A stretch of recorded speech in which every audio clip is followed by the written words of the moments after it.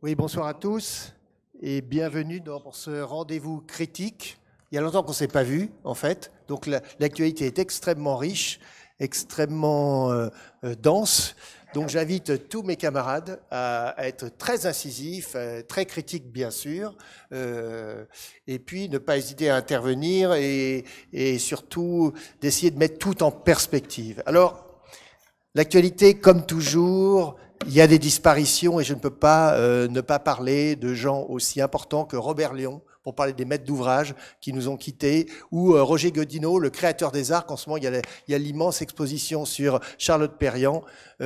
Roger Godinot avait fait appel à Charlotte Perriand pour justement créer cette station ex nihilo avec l'atelier d'architecture en montagne. Voilà, je voulais juste le dire là, sans développer, mais ça fait partie des grands clients de l'architecture sans qui les architectes ne pourraient pas travailler. Et puis, malheureusement, l'architecture est en deuil successivement. Nous ont quittés Roger Taillibert et François Seigneur. Alors Roger Taillibert, à l'âge de 93 ans, je rappellerai que c'est un véritable architecte constructeur, dont l'œuvre très importante a été très orientée en fait vers le sport. C'est assez intéressant de voir que dans tout son immense, parce que c'est une immense œuvre, il y a des bâtiments aussi importants que la piscine de Deauville en 1966, qui d'ailleurs son projet de diplôme, c'est assez intéressant, et il va la réaliser, donc un projet assez expérimental sur le sport. Le Parc des Princes en 72, qui est toujours là, qui est on pourrait dire un des monuments de Paris, tout dans son ossature là sur le périphérique, et puis le Stade Olympique de Montréal pour les JO de 76, qui au-delà de la polémique est quand même une très très grande œuvre, j'allais dire architectonique. Et après ça, il a beaucoup construit dans les pays du Golfe. Alors, sur cette figure de Roger Taillibert, qui... Oui, moi je veux bien en parler parce que, d'abord parce que je l'ai croisé quelques fois, et avec ses sourcils broussailleux, c'était un personnage qui avait un côté empereur romain, un peu un côté César, comme ça. Il était d'assez rude condition, c'était un personnage très abrupt, qui ne cachait pas ses sentiments. Il avait été d'ailleurs assez déçu, parce qu'en vérité, il s'est retrouvé, dans sa carrière, il s'est retrouvé à un moment conseiller au développement urbain de Giscard.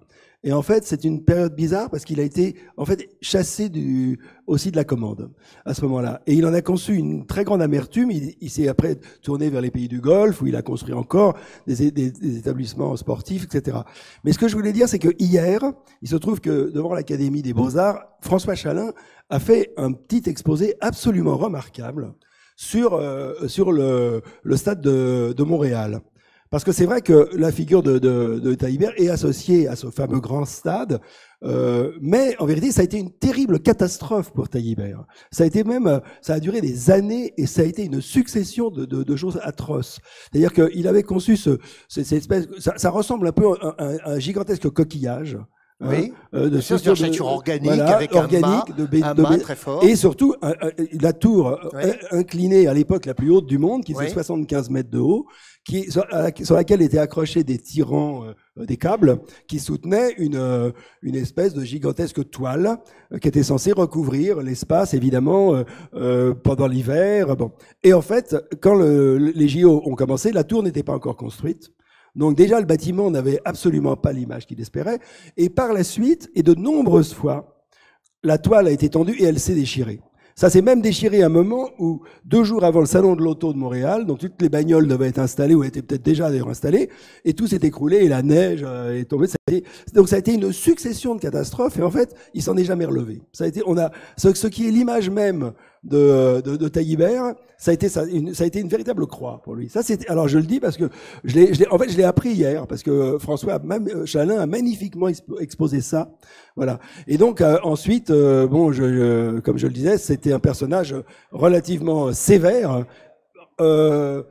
beaucoup d'amertume à la fin de sa vie, dans le fait de ne pas... Oui, voilà. il était assez aigri. Hein. C'est vrai que chaque fois qu'on le rencontrait, il était très pessimiste sur évidemment, lui qui avait fréquenté les plus grands dans le monde, il considérait que, je me souviens, il parlait du Shah d'Iran, il parlait de gens comme ça, la commande était directe, on le choisissait parce qu'il représentait ces architectes, j'allais dire ces grandes figures françaises. Et après, évidemment, il y a eu tous les concours, ça a été autre chose, une autre époque.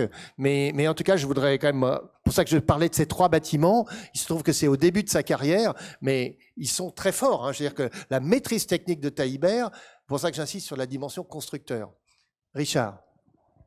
Oui, moi, je n'ai pas grand-chose à en dire. C'est vrai que Taillibert, je me rappelle très bien de son stade de Montréal. Moi, j'ai terminé mes études et à ce moment-là, c'était vraiment l'architecte qu'il fallait absolument pas apprécier. Je me rappelle une fois...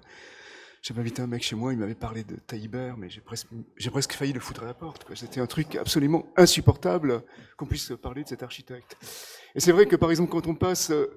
oui, c'était complètement, disons, à l'opposé des préoccupations des jeunes de cette époque, des années 80, donc voilà, qui passaient leur diplôme à ce moment-là. Et c'est vrai que le stade, par exemple, le Parc des Princes, la manière dont il vient au-dessus du périphérique, parce qu'en fait... Le stade existait avant le périphérique, on a creusé le périphérique sous le site, et après on a reconstruit le stade par-dessus. Donc c'était un truc, pour moi, c'était, quand je passais sur le périphérique, une souffrance, parce que à l'époque, effectivement, on regardait plutôt l'Opéra de Paris, l'avenue de l'Opéra, la manière dont l'avenue créait un parvis pour le bâtiment, tandis que là, c'était une sorte de télescopage qui était à l'époque, je trouve, assez incompréhensible. Et maintenant, effectivement, donc... on le comprend totalement. Enfin, on préfère nettement le télescopage donc du stade avec le périphérique qu'effectivement l'effet perspectif de parvis de l'avenue d'Opéra avec l'Opéra. Et c'est vrai que aussi, c'est vrai que ce stade, je le trouve très intéressant parce que il a, pour le faire, malgré tout, enfin, on pourrait dire que les éléments qui supportent les gradins, c'est presque des murs, quoi. C'est ça qui, je trouve, hyper intéressant. C'est-à-dire que c'est pas des poteaux comme le stade de Bordeaux, d'Herzog et de Meuron. C'est vraiment des murs qui sont troués. Et donc, là encore, voilà, c'est quelque chose qui est tout à fait pertinent aujourd'hui. Hein, ce mode, ce travail donc sur la structure et justement sur un élément de structure qui était pas forcément indiqué pour réaliser un stade, donc un mur. Je rappelle que c'est en 1972 et que c'est aussi une performance de l'architecte, bien sûr. Et tu en fais l'éloge, et je confirme. Et le rapport entre, comme on dirait au théâtre, entre la scène et la salle est absolument exceptionnel. On est dans un rapport avec l'action sportive. Vraiment, c'est quelque chose qui marche très bien. Ce qui marche un peu moins bien au Stade de France, qu'on est tenu un peu à distance. C'est pas la même échelle. Là, c'est un stade de 40 000. Mais surtout, la question de l'ossature, qui est, merci de l'honnêteté du témoignage, de rappeler que dans les écoles, c'est des choses qu'il ne fallait plus regarder. Mais en fait, ce bâtiment-là, il était d'une modernité absolument exceptionnelle. Et donc, l'autre éloge, c'est celui de Bouygues, parce que c'est Francis Bouygues à l'époque, et Francis Bouygues et Roger Taillibert, c'est eux qui vont faire ce monument, on pourrait dire ce chef-d'œuvre de l'architecture sportive à Paris. Voilà, je voudrais quand même lui rendre cet hommage. Oui, et justement, pour poursuivre sur ce que vous dites, c'est exactement ce qui s'est passé. C'est-à-dire que au moment où les architectes ont commencé à s'intéresser avec Paneret Castex, à Lillo, à Larue, à l'architecture sur l'architecture, la sédimentation, il a été complètement, il a pas du tout pris ce virage-là, et donc il a été vraiment, c'est vrai, ostracisé, quoi. C'était l'architecte des grands gestes, et il y a eu toute une période, les années 80, etc., où c'était vraiment mal vu, quoi. Oui. Alors, quelques jours après, François Seigneur nous a quittés. Alors, c'est pas du tout la même figure, c'est pas la même approche du métier, on est bien d'accord. Mais quand même, François Seigneur, il avait quelque chose de très particulier. Architecte, plasticien, scénographe. Rappelons-nous de l'expo Design au Grand Palais en 93. On aurait dit une grande broque, là où il y avait toute la création. C'était absolument extraordinaire à l'échelle du Grand Palais. Je ne sais pas si vous vous souvenez de cette exposition, c'était assez fabuleux. Et il était venu à l'architecture par Claude Parent. Ça, c'est intéressant. Est-ce qu'il était vraiment architecte ? Alors, au début, il était ébéniste et il est venu à l'architecture. Et je souligne bien par Claude Parent. Et après, c'est associé à Jean Nouvel un temps. Assez bref, mais enfin quand même. Et avec lui, il va faire le théâtre de Belfort et il va aussi faire des interventions sur Némosus. Donc les murs de refend en béton, il va y avoir des interventions de François Seigneur. Là, il y avait quelque chose d'assez poétique et tout, et en même temps, pour les habitants, c'était terrible. C'était interdiction de mettre des trucs sur les murs, parce qu'il fallait respecter les trucs de Seigneur. Donc, voilà, mais c'est... mais néanmoins, ça reste un chef-d'œuvre total. Je veux dire que... Et maintenant, parfaitement bien, j'allais dire, entretenu, parce qu'à un moment, il y a eu un moment très, très faible. Et voilà, et François Seigneur, c'est ça. Et pour finir, il était à l'origine du concept du pavillon français de l'exposition de Séville, qui était faite sur le vide. Ça, c'était intéressant. Voilà. Et on aimait sa fraîcheur d'esprit, si bien exprimée dans ses dessins. Voilà ce que je dirais pour ma part. Voilà. Richard, vas-y. Non, je voulais juste dire un mot là-dessus, parce que moi, je l'ai connu à cette période-là, quand il a fait le pavillon français de Séville avec l'agence Viguier-Jaunerie. Et c'est vrai que, oui, ce bâtiment, il est fascinant, parce que c'est vraiment l'œuvre d'un plasticien. C'était un toit comme ça, donc comme une feuille de papier, pratiquement, qui était tenue par des colonnes extrêmement fines et pointues. Donc l'opposé, effectivement, on va peut-être le voir tout à l'heure avec la pierre de la colonne, la colonne classique avec son chapiteau qui reprend les charges. Et donc voilà, c'est tout. Je pense que voilà, c'est important. Voilà, c'est important d'avoir ces regards comme ça extérieurs. Donc à l'architecture, et qui permettent effectivement voilà, une certaine invention architecturale, et notamment effectivement ce rapport de la colonne à l'élément porté, qu'il a su développer avec Viguier et Jaunerie dans le pavillon de Séville. Et après, c'est vrai que je l'ai perdu de vue, donc je ne peux pas reparler de son travail. Oui, alors moi j'ajouterais 2-3 choses. D'abord, je crois qu'il avait fait l'école Boulle. Donc il était devenu ébéniste, peut-être un peu les arts déco aussi, je crois. Oui. Il est devenu dessinateur chez Claude Parent, et c'est là qu'il a rencontré Jean Nouvel. Mais à propos de Némosus, ma mémoire, je peux me tromper, mais je crois pas. Je crois que précisément, ce qui caractérisait quand même François Seigneur, c'était cette idée que l'architecture ne devait jamais être terminée. Qu'elle était toujours un peu ce qu'a repris Bouchin après. Il y avait un peu quelque chose. Et en fait, il me semble que sur Némosus, il y a justement eu un clash entre Nouvel et François Seigneur, parce que François Seigneur ne supportait pas le fait que Jean Nouvel ait dit que l'habitant n'avait pas le droit de toucher. Je ne crois pas que ce soit François Seigneur qui a amené cette idée qu'il ne fallait pas toucher. Non, j'ai pas dit que c'était lui, j'ai dit que c'était... Oui. C'est Jean Nouvel qui avait... Oui, par respect pour son travail. Ah oui, mais lui n'était pas d'accord. Justement, lui n'était pas d'accord. Bah, lui considérait que les habitants auraient le droit de faire ce qu'ils voulaient. Et je crois que c'est à partir de ce moment-là, d'ailleurs, que Jean Nouvel et lui se sont vraiment séparés. En tout cas, c'est quelqu'un qui nous manque. Il était très proche de l'Institut français d'architecture, de la rue de Tournon, je me souviens, et c'était quelqu'un qui faisait, on pourrait dire, partie de la famille. Voilà, on va passer tout de suite à une actualité internationale avec le prix Premium Imperiale attribué cette année à Todd Williams et Billy Tsien, des architectes de New York. Alors, d'abord, il succède à Christian de Porzampar dans cette immense j'allais dire, dynastie des Premium Imperiale, ce prix japonais.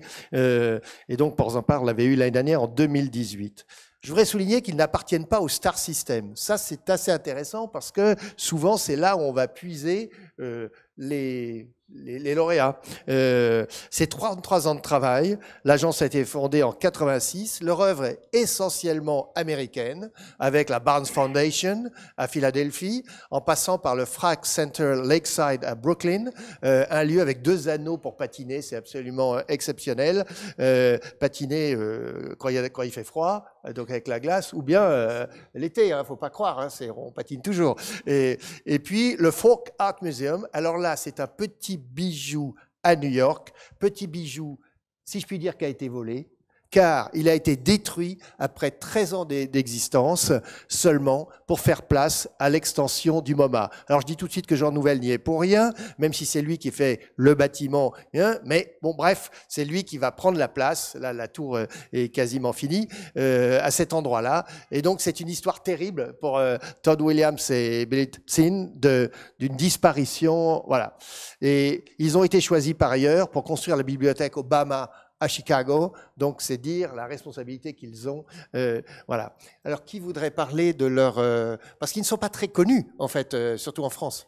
Ils ne sont pas très connus en France, mais ils sont quand même médiatisés pour leurs commandes prestigieuses. Donc le Folk Museum qui a été démoli, c'était quand même quelque chose de connu.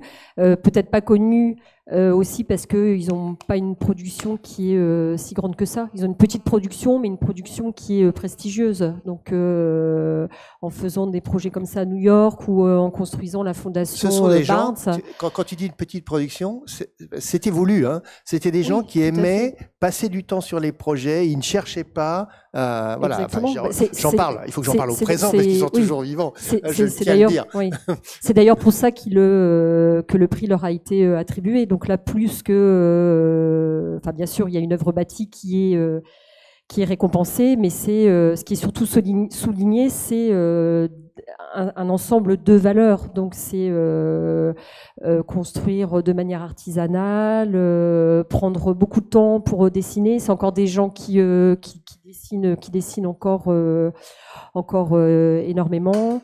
Voilà, donc le credo de Todd Williams, c'est be in conversation with what we do. Donc ça, c'est quand même en contrepoint, ça vient en contrepoint à toutes ces énormes blockbusters américains qui, eux, sont susceptibles justement de récupérer ces grosses commandes comme peuvent l'être celles de la Barnes Foundation.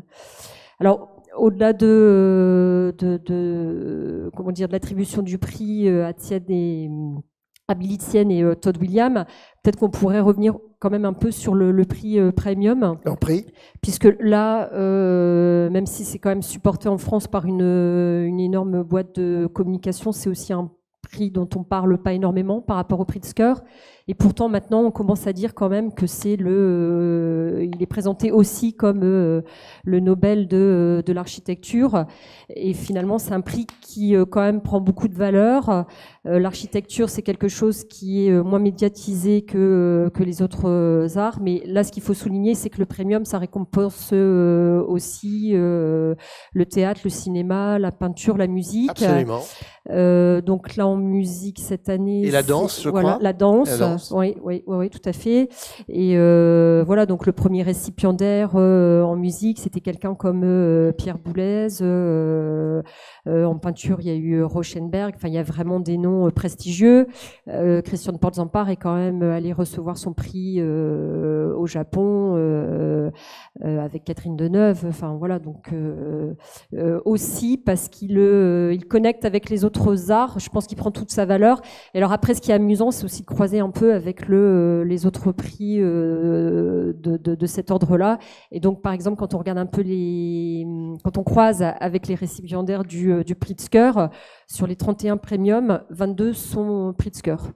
Voilà, donc, oui, c'est ce que j'allais te dire, c'est que souvent au début, le premium, ils couraient après le Pritzker. Ils avaient déjà tous le Pritzker, ils avaient après le premium. C'est pour ça que quand tu dis que les choses s'inversent, je ne suis pas tout à fait sûr, mais en tout cas, on peut souligner cette année que sortir des gens comme Todd Williams et Bill Tian, eh bien, justement, ils ne sont pas dans les sentiers battus. Oui, alors moi, j'ai pas non plus, je peux pas en parler énormément parce que c'est aussi un peu une découverte pour moi. Je connaissais la Barnes Foundation, mais pas grand chose. Je trouve que dans les photos qu'on a vues, ça ne montre pas vraiment ce qui, à mon sens, c'est quand même leur caractéristique, c'est-à-dire vraiment un jeu sur des boîtes. Alors là, on le voit mieux, là. Voilà, sur la Barnes Foundation. Vraiment un jeu sur les boîtes et beaucoup l'éclairage naturel. Et d'ailleurs, dans le film qu'ils ont présenté, lors de la cérémonie d'annonce des premiums de cette année, il y a une chose qui m'a paru intéressante, c'est qu'il était dit que lui, Todd Williams, réfléchissait en sculpteur quand elle réfléchissait en peintre. Et que c'était parce qu'il y avait cette union, justement, qu'il produisait une œuvre. Et comme l'a dit d'ailleurs Sophie Tracas, c'est vrai dans la lenteur. J'ajoute que quand le Art Museum a été détruit, la presse en a parlé énormément. Hein. Comme vraiment de la perte d'un joyau, c'est pas du tout passé. Enfin, ça ne s'est pas passé simplement. Non, puisqu'il y a même eu une mobilisation pour essayer de sauver le bâtiment, mais voilà. Non, moi j'ai découvert aussi, je connaissais pas du tout leur travail, mais du coup je me suis un peu plongée dedans. J'ai vraiment rien à en dire à part peut-être ce qu'on pourrait rajouter aussi, c'est que visiblement la matérialité, enfin est-ce que ça va avec l'idée sculpteur, mais il y a vraiment un travail sur les matériaux qui est assez évident aussi quand c'est ça. Il y a une sensualité qui se dégage, on sent un climat, une atmosphère. Enfin, ça a l'air magnifique. Voilà, ça a l'air magnifique et une inscription aussi vraiment dans le paysage, quoi. Ça a l'air d'être très important aussi. Enfin, voilà, ça donne envie de découvrir les bâtiments, en tout cas, et peut-être de les rencontrer eux. Enfin voilà, on les rencontrera. Ce sont des gens très très importants qui, en effet, dans les écoles d'architecture, c'est des projets extrêmement dessinés, le travail sur le détail, sur la matière, l'a dit, et la spatialité. Je veux dire que c'est ça qui fait tout la richesse de ce travail-là. Ça, c'était leur premier travail quasiment. Et donc, ça commence bien l'histoire. Hein, quand on voit une image comme ça, Tavern Island Property dans le Connecticut, c'est voilà, juste là, comme on dit. Ce qu'on peut peut-être juste souligner aussi, c'est que c'est une agence qui se distingue par le fait qu'ils n'ont pas de gros projets commerciaux. Absolument. Absolument. Bah, ils revendiquent même, je crois, les institutions publiques hein, le plus possible. Je ne sais pas si c'est exclusif, mais... Alors passons à ce Grand Prix de l'Académie des Beaux-Arts remis hier soir à l'Institut de France à Alvaro Siza à l'âge de 86 ans. Alors, 90, que dire d'Alvaro Siza? 90 non. 86. 86. Non. Ne le vieillis pas, il est... D'accord. Voilà, 86 ans. L'œuvre d'Alvaro Siza est immense, hein, et François Chalin l'a très bien retracé hier dans une conversation avec lui en public. Déjà, on pourra parler hein, peut-être du renouveau des prix de l'Académie, recentré sur une œuvre de très très grands architectes. Mais je voudrais dire juste avant qu'il a été le premier architecte à recevoir le prix Mies van der Rohe. Vous allez voir, il est souvent premier. Alors, le prix Mies van der Rohe, c'était pour une banque, la banque Borges & Mao, en 88. La première fois, vous vous rendez compte, le prix Mies van der Rohe, c'est sur la base de l'excellence, c'est lui. Boum. Ensuite, il est le premier Pritzker portugais. Ça, c'est en 92. Puis, eh bien, il va recevoir le Premium Imperiale en 98. Il est encore une fois le premier portugais. Donc, il est toujours celui qui représente, il est une sorte d'icône nationale absolue. Et il se trouve qu'en France, où il a vraiment des connexions, et Dieu sait que les architectes l'adorent, quelqu'un qui fait l'unanimité, Alvaro Siza, je pense, hein, un peu comme Renzo Piano, tout le monde se retrouve, eh bien, il a très peu construit. Il avait fait un projet sur les murs à pêche à Montreuil, dont a servi beaucoup. C'est un projet d'urbanisme très, très important, qui a laissé beaucoup de traces, et positives, j'entends. Et puis, une seule œuvre construite, à ma connaissance, c'est cette église construite il y a très, très peu de temps, à Saint-Jacques-de-la-Langue, dans la banlieue de Rennes. Donc, visiblement, il a aussi fait un projet, je crois, à Marseille, mais dont il n'est pas du tout content, qu'il n'assume pas et dont il estime qu'il a été massacré à la construction. D'accord. J'ai appris ça hier. Bon, eh ben, il l'a enfoui. Voilà. Alors, mauvaise expérience. Alors, Alvaro Siza. Voilà. Alvaro Siza, c'est pas sans rapport dans ce que ça envoie comme signal avec William et Étienne, dans le sens où c'est là aussi il y a un côté un peu slow architecture, on va dire. En tout cas, une architecture qui, c'est ça qui a été beaucoup mis en avant à la fois par Barani, qui lui remettait le prix hier, et par François Chalin. C'est une architecture qui a en commun, enfin qui disons à la fois s'inscrit dans le paysage, s'inscrit dans une culture, dans des traditions locales, et en même temps dans la grande histoire de la modernité architecturale, à commencer par l'héritage de Aalto et Le Corbusier, qui est ouvertement revendiqué. C'est un architecte qui c'est un affranchi, quoi, qui est vraiment imperméable aux modes, imperméable aussi enfin pas aux honneurs puisqu'il les a tous reçus, mais enfin qui revendique une position finalement de venir d'un pays de périphérie. Il a eu dans son discours était magnifique hier, vraiment à la fois très fort, combatif et émouvant, quoi. Il y avait quelque chose quand il parlait de Paris, en disant que voilà, Paris, quand il a découvert, pour lui, il aimait pas l'idée que une espèce de cliché de Paris qui dans les années 60 était le centre du monde, mais qui au contraire était une ville qui pouvait accueillir le monde et qui pouvait être ouverte finalement à toutes les influences, à toutes les cultures.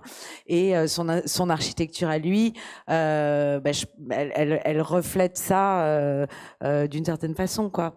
Voilà, il y a aussi moi, je trouvais aussi que il y a quelque chose.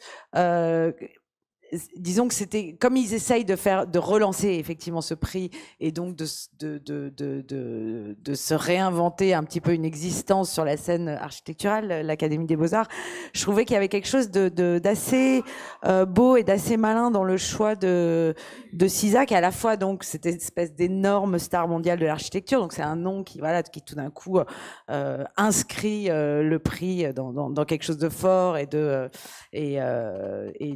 voilà, une sorte de génie incontestable qui fait l'unanimité, etc., qui a pas besoin de ce prix, qui est effectivement francophile, etc., et qu'en même temps on connaît pas très bien en France. Enfin, je veux dire, le grand public connaît pas très bien. Et ça, je trouvais ça assez intéressant comme choix parce que c'était presque un petit peu une forme de réparation finalement par rapport à ce ratage de sa carrière, entre guillemets, de sa carrière française. Enfin, c'est comme un rendez-vous manqué en fait. C'est un grand francophile. Il parle en français, quelqu'un de très érudit qui, je pense, aime énormément la France. Et il y a quelque chose qui s'est pas passé et quelque chose d'un petit peu triste à ce niveau-là. Il a eu une chance de participer quand même à la Bibliothèque nationale de France. Absolument, le concours. Il disait aussi que son projet avait été alors moi je le connais pas son projet, mais qu'il avait été extrêmement mal reçu, considéré comme très conformiste, très classique, voilà, très classique, et donc voilà, ça s'est pas passé à cet endroit-là non plus. C'est vrai qu'à l'époque du concours, il y avait le projet de Rem Koolhaas et celui de Dominique Perrault. C'était les deux projets les plus puissants en termes justement de concept. Et lui, il était vraiment dans une autre histoire. Voilà, c'est ça qui. Voilà, et quelque chose c'est vraiment une architecture. Il l'a reconnu hier presque. Hein. Il y a quelque chose de. Enfin, c'est un peu l'architecte parmi toutes les stars. C'est celui qui il est ni dans le star system, et par ailleurs il y a un côté extrêmement c'est une architecture à la fois sublime, à la fois presque il y a une forme de transcendance dans le rapport à la lumière, et qui en même temps a cette inscription dans la nature, un respect du paysage. Il y a quelque chose de très, c'est ce dont on a besoin un petit peu aujourd'hui, quoi. Voilà. Sophie ? Moi, ce que je trouve intéressant au-delà de l'œuvre bâtie, c'est qu'aussi c'est quelqu'un qui est énormément dans la transmission.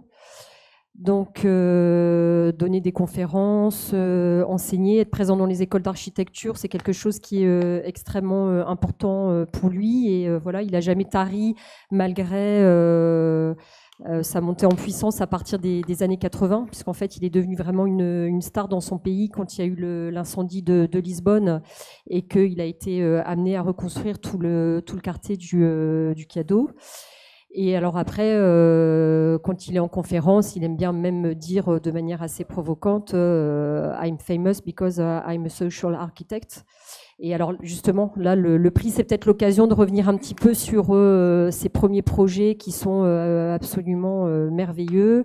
Donc je pense la piscine. Alors la piscine absolument superbe. Si tu parles de merveilleux, c'est la piscine, ça ne peut pas être autre chose. La maison du thé aussi, oui. qui est superbe. Mais la piscine. Piscine très très belle. Elle a été pas mal abîmée parce qu'en fait il y avait pas mal d'accessoires en cuivre et qui ont été volés pour être vendus. Mais c'est vrai qu'elle. Je dis pour le public, il faut expliquer que c'est la piscine des Marais à Patochinos et qui justement vient s'intégrer dans les rochers là, juste avec de la géométrie. Oui.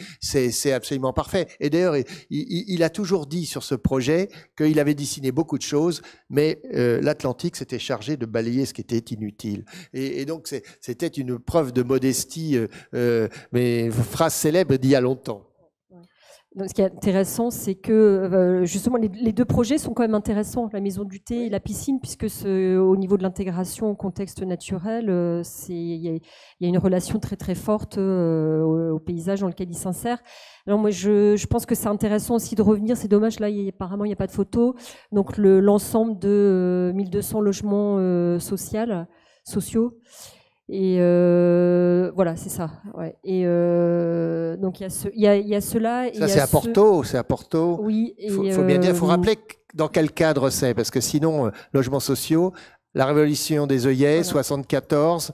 Et il y a donc les SAL, qui sont des brigades d'architectes qui vont opérer sur le territoire et fabriquer ces opérations-là. C'est un phénomène qui a duré pas si longtemps que ça, je crois. Au bout de 3 ans, ça a commencé à mal tourner.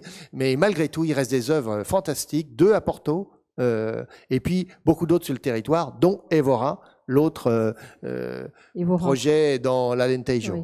Et donc Évora, on a beaucoup parlé à un moment donné de tout ce qu'avait fait à Ravenna, mais bon, Sisa l'avait fait bien avant, donc des logements destinés à être finis par les habitants. Il avait vraiment réfléchi la hiérarchie des rues, de l'urbanisme, donc ce qui fait que les petites ruelles intérieures, c'était vraiment un prolongement de l'espace intérieur.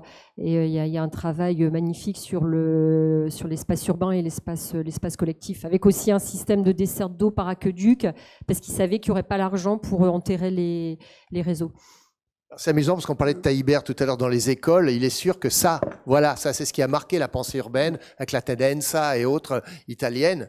On voit bien le travail sur la ville, c'est exceptionnel, mais exceptionnel, et toujours là. Toujours là. Oui, mais je trouve que chez lui, justement, ce qui est intéressant chez lui, moi je trouve, c'est que, je connais assez peu, je connais assez mal son travail, mais je connais bien sûr ses bâtiments, je suis allé les voir, mais il y a un côté un petit peu hérétique, parce que quand même, malgré tout, quand on passe d'un projet à l'autre, bon, bien sûr, son œuvre est très importante, elle s'étend sur plusieurs dizaines d'années, mais on a quand même du mal, finalement, à voir des grandes lignes.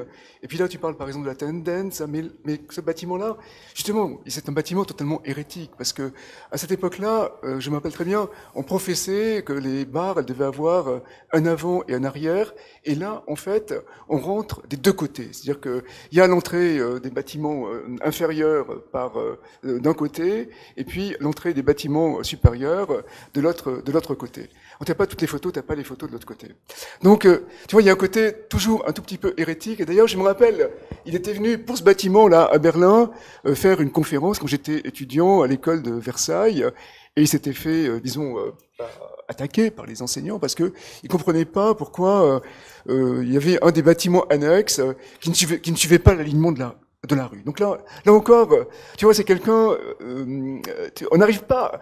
Il y a une sensibilité, bien sûr, qui s'exprime, mais elle est difficilement, elle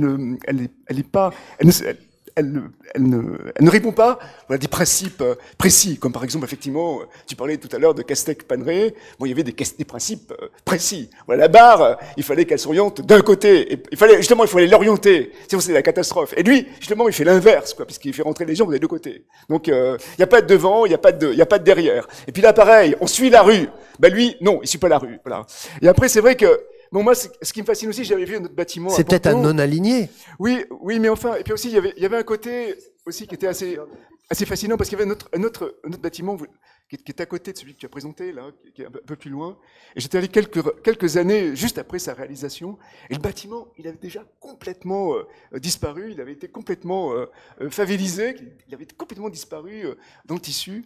Donc, voilà, c'était un aspect de son travail. Et puis après, bien sûr, j'ai vu, par exemple, bon, il pouvait très bien faire des bâtiments, enfin, il a fait par la suite des bâtiments très monumentaux, comme par exemple le bâtiment, le musée à Porto Alegre avec les rampes, très très complexe finalement. Mais c'est quand même c'est quand même très inattendu, voilà, pour quelqu'un qui fait du logement social, après faire un bâtiment de ce type.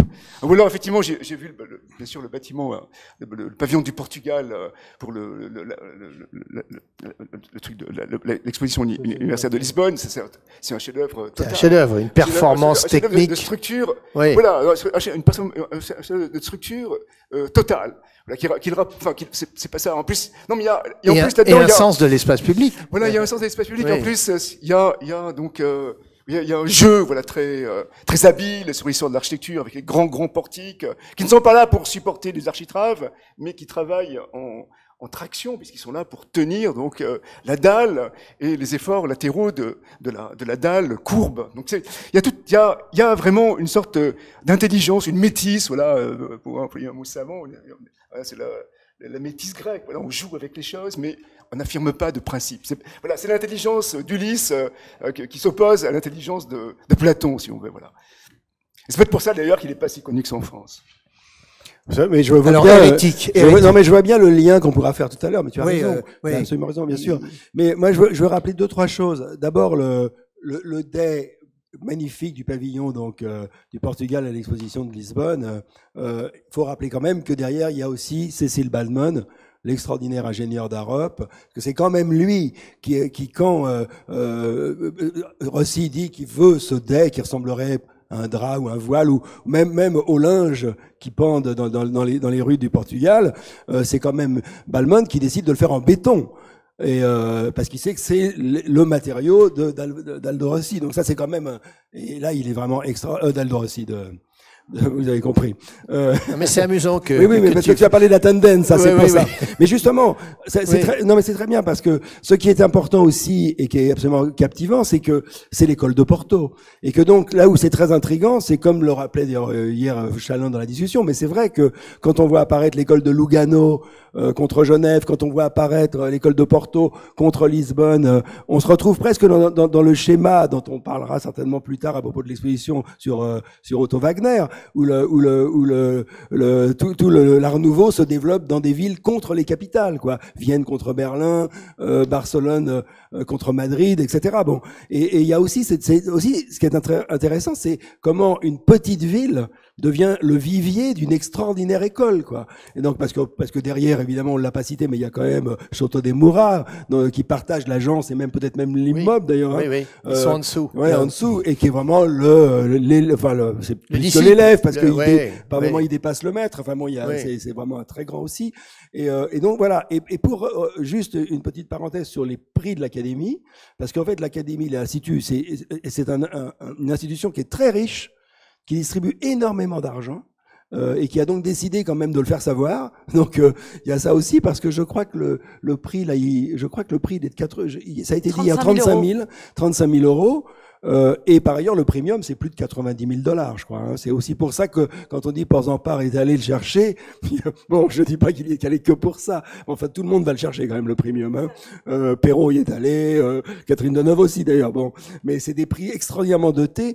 Je signale d'ailleurs par hasard que dans la série des très grands prix qui sont donnés les uns derrière les autres, enfin des nombreux prix donnés par l'Académie, Lina Godmey, je crois que c'est pas ta favorite, architecte, mais la jeune Lina Godmey, qui a moins de 40 ans, a eu un prix aussi, qui est le prix Pierre Cardin, qui est dans la même série des prix. Là. Voilà. C'est pas la peine de le dire devant tout le monde. Hein.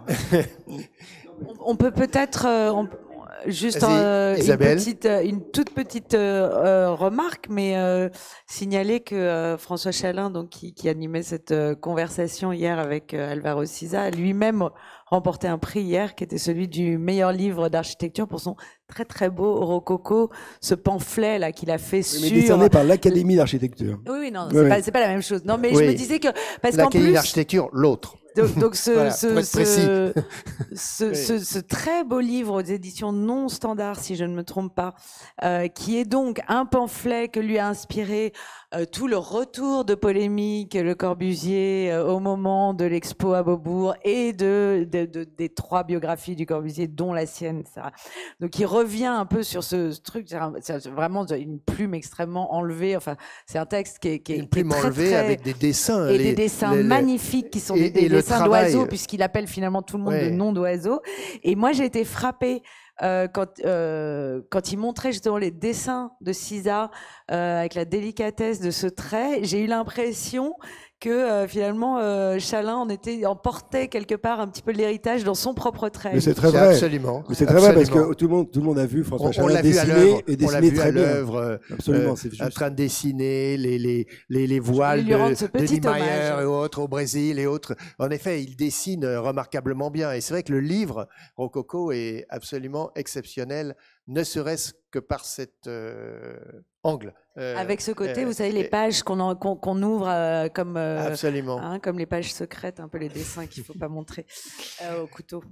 Bien, continuons avec cette actualité internationale, avec sur cette scène, justement, le grand débat, peut-être entre le processus versus le projet. Je veux parler de la Biennale de Chicago versus la Triennale de Lisbonne.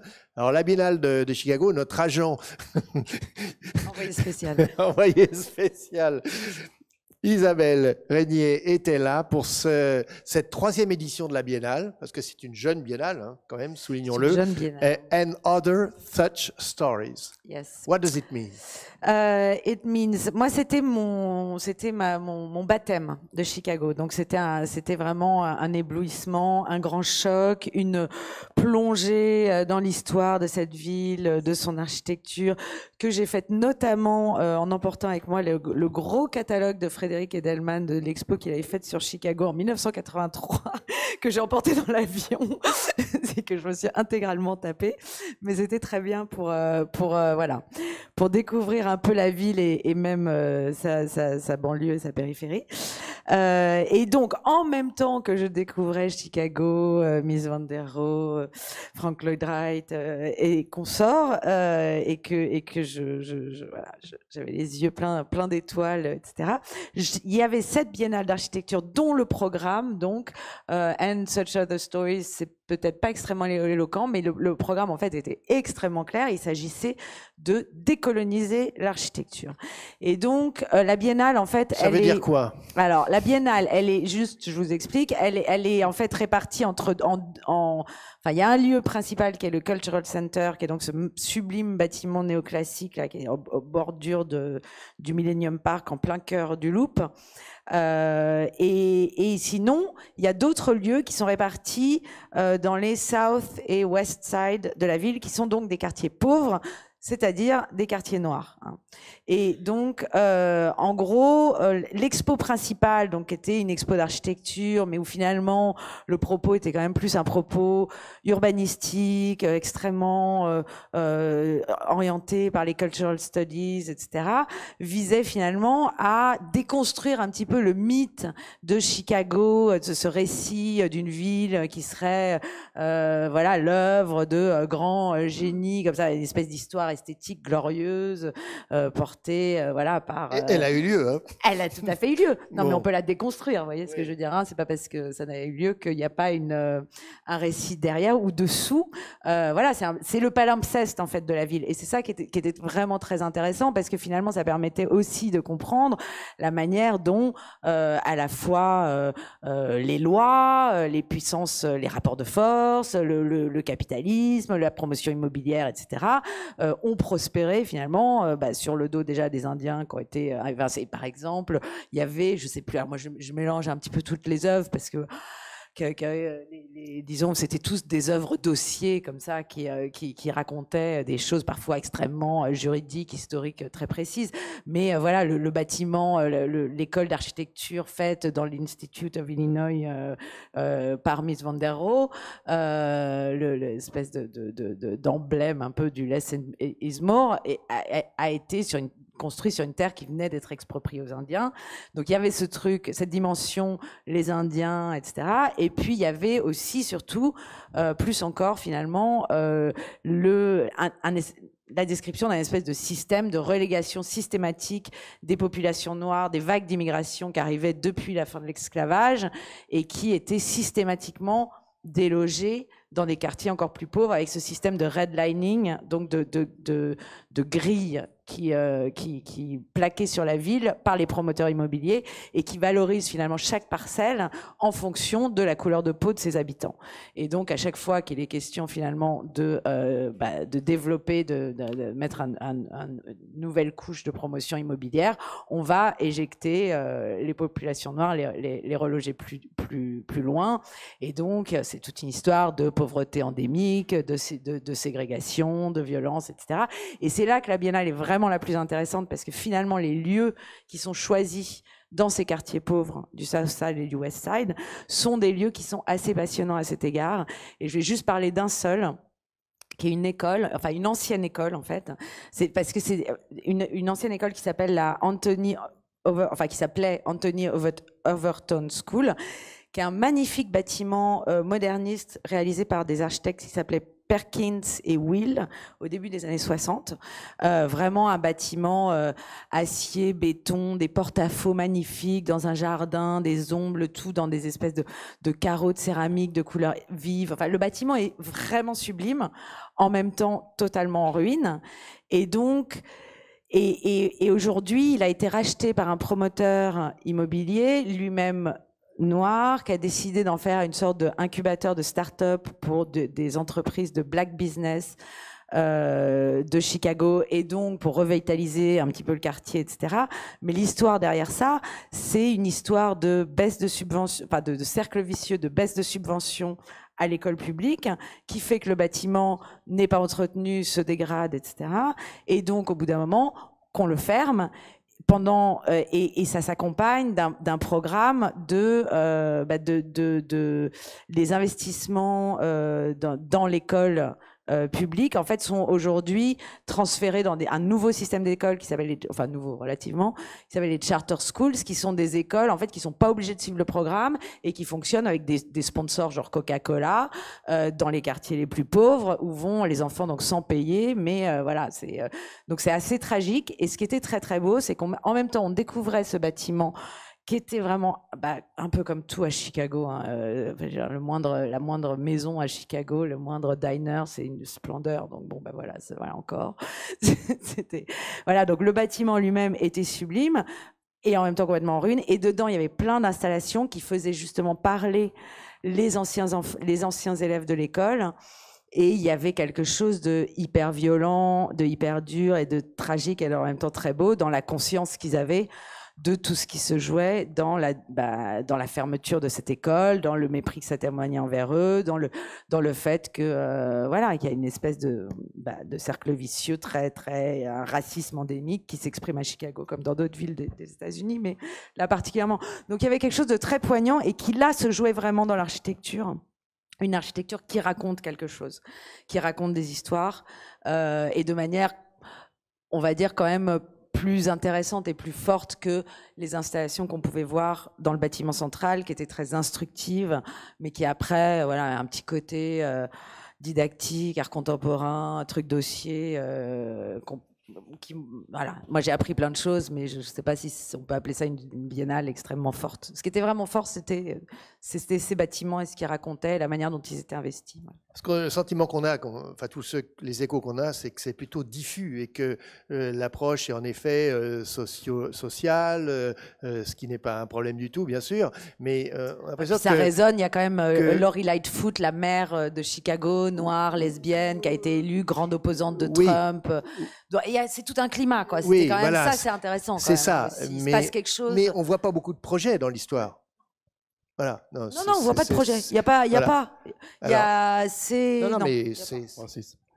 Oui, justement. Mais, moi, j'étais pas à cette biennale, mais j'étais à celle de la précédente. Et quand j'entends Isabelle, j'ai le sentiment que c'est l'écho de celle que j'ai vue, amplifiée. Et il me semble même amplifié dans un mauvais sens. C'est-à-dire que j'ai le sentiment que, là vous dites mère black, lesbienne et tout, mais c'est aussi pour ça que les démocrates ont perdu les élections.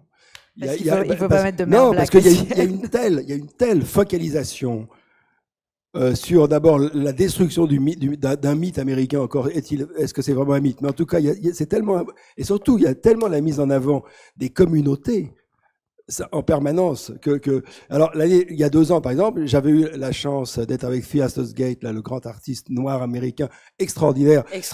Qui a repris un certain nombre de lieux pour les transformer. C'était formidable. Il avait une installation mais je dirais que que lui, il n'était pas dans ce système justement de la déconstruction, parce que si. Attends, juste une chose. Il se trouve qu'il y a quelque temps, j'étais à Montréal pour l'exposition sur le western. Et c'était extraordinaire parce que l'exposition au musée des Beaux-Arts de Montréal portait sur la déconstruction du mythe du western. Et c'était dingue parce qu'on voyait bien à quel point les Américains, j'ai l'impression, ils sont rentrés dans une espèce de logique d'autodestruction permanente Et en fait, à mon sens, je pense que c'est vraiment mortifère. Et juste une chose, d'abord, je pense que c'est évidemment une biennale sociale. D'ailleurs, on sait très bien, toutes les enquêtes montrent que tous les Blancs de Chicago sont très contents de vivre à Chicago et que dans les communautés black, les gens sont pas du tout contents de vivre à Chicago parce que c'est super dangereux. Donc tout ça, c'était une évidence. Je dis pas qu'il faut pas en parler, mais on le sait. Mais en tout cas, il me semble que c'est vrai que là, l'architecture, elle est absente. On est dans des questions sociales et il me semble, en plus, dans une logique qui fait que c'est pour ça que les démocrates perdent les élections. Le vrai problème, c'est que l'architecture est absente, parce que après, moi, je pense que prendre cet angle-là, il est extrêmement légitime et aujourd'hui, justement, particulièrement brûlant quand il y a cette mer qui arrive. Après, le problème, c'est que ça devient une espèce de catéchisme où non seulement il n'y a pas d'architecture, mais on a l'impression qu'effectivement, mais il y a presque une haine de l'architecture. Moi, le côté, je serais pas pour. Moi, je vais jamais attaquer la repentance, etc.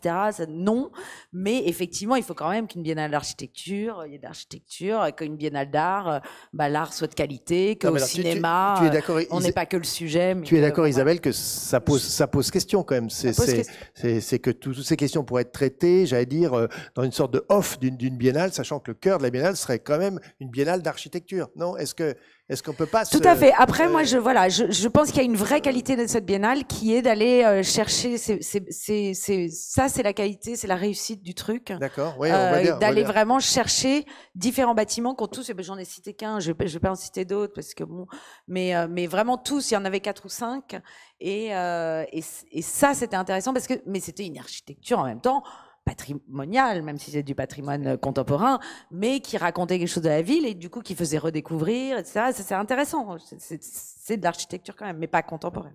Alors venons-en à la Triennale de Lisbonne. Alors c'est la 5e édition, soulignons-le. Et le thème de cette année, c'est la poétique de la raison. Joli thème, il faut dire, joli titre.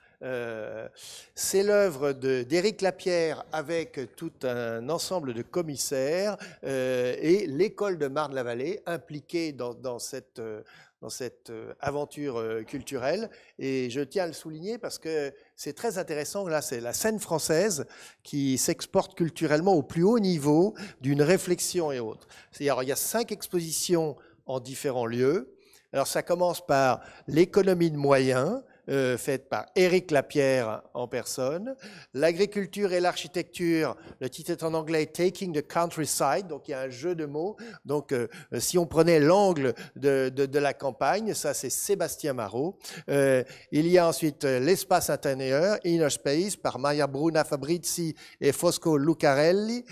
Ensuite, qu'est-ce que l'ornement? Alors, grande question, avec Ambra Fabi et Giovanni Piovene, et la beauté naturelle, Natural Beauty, par Laurent Esmiller et Tristan Chadney. Alors, si on voulait résumer rapidement, avant de passer la parole à mes camarades, la triennale, là, elle se montre très savante, on pourrait presque dire codée.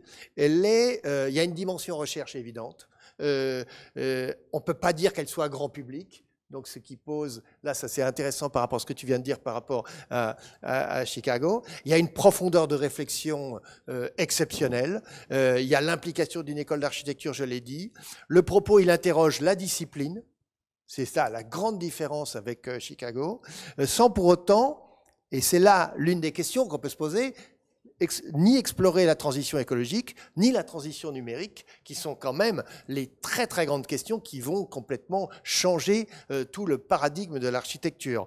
Et puis il y a un retour aux fondamentaux. Alors c'est assez intéressant parce qu'après Chipperfield, puis Colas à Venise, eh bien il y a Éric Lapierre à Lisbonne. C'est quand même très intéressant. Donc 5 expos qui se répondent. On y retrouve d'ailleurs les mêmes architectes. Et puis il y a 5 livres avec, je tiens à le dire, parce qu'il y a un travail éditorial exceptionnel, là aussi, qui est fait, avec ces livrets qui font opus.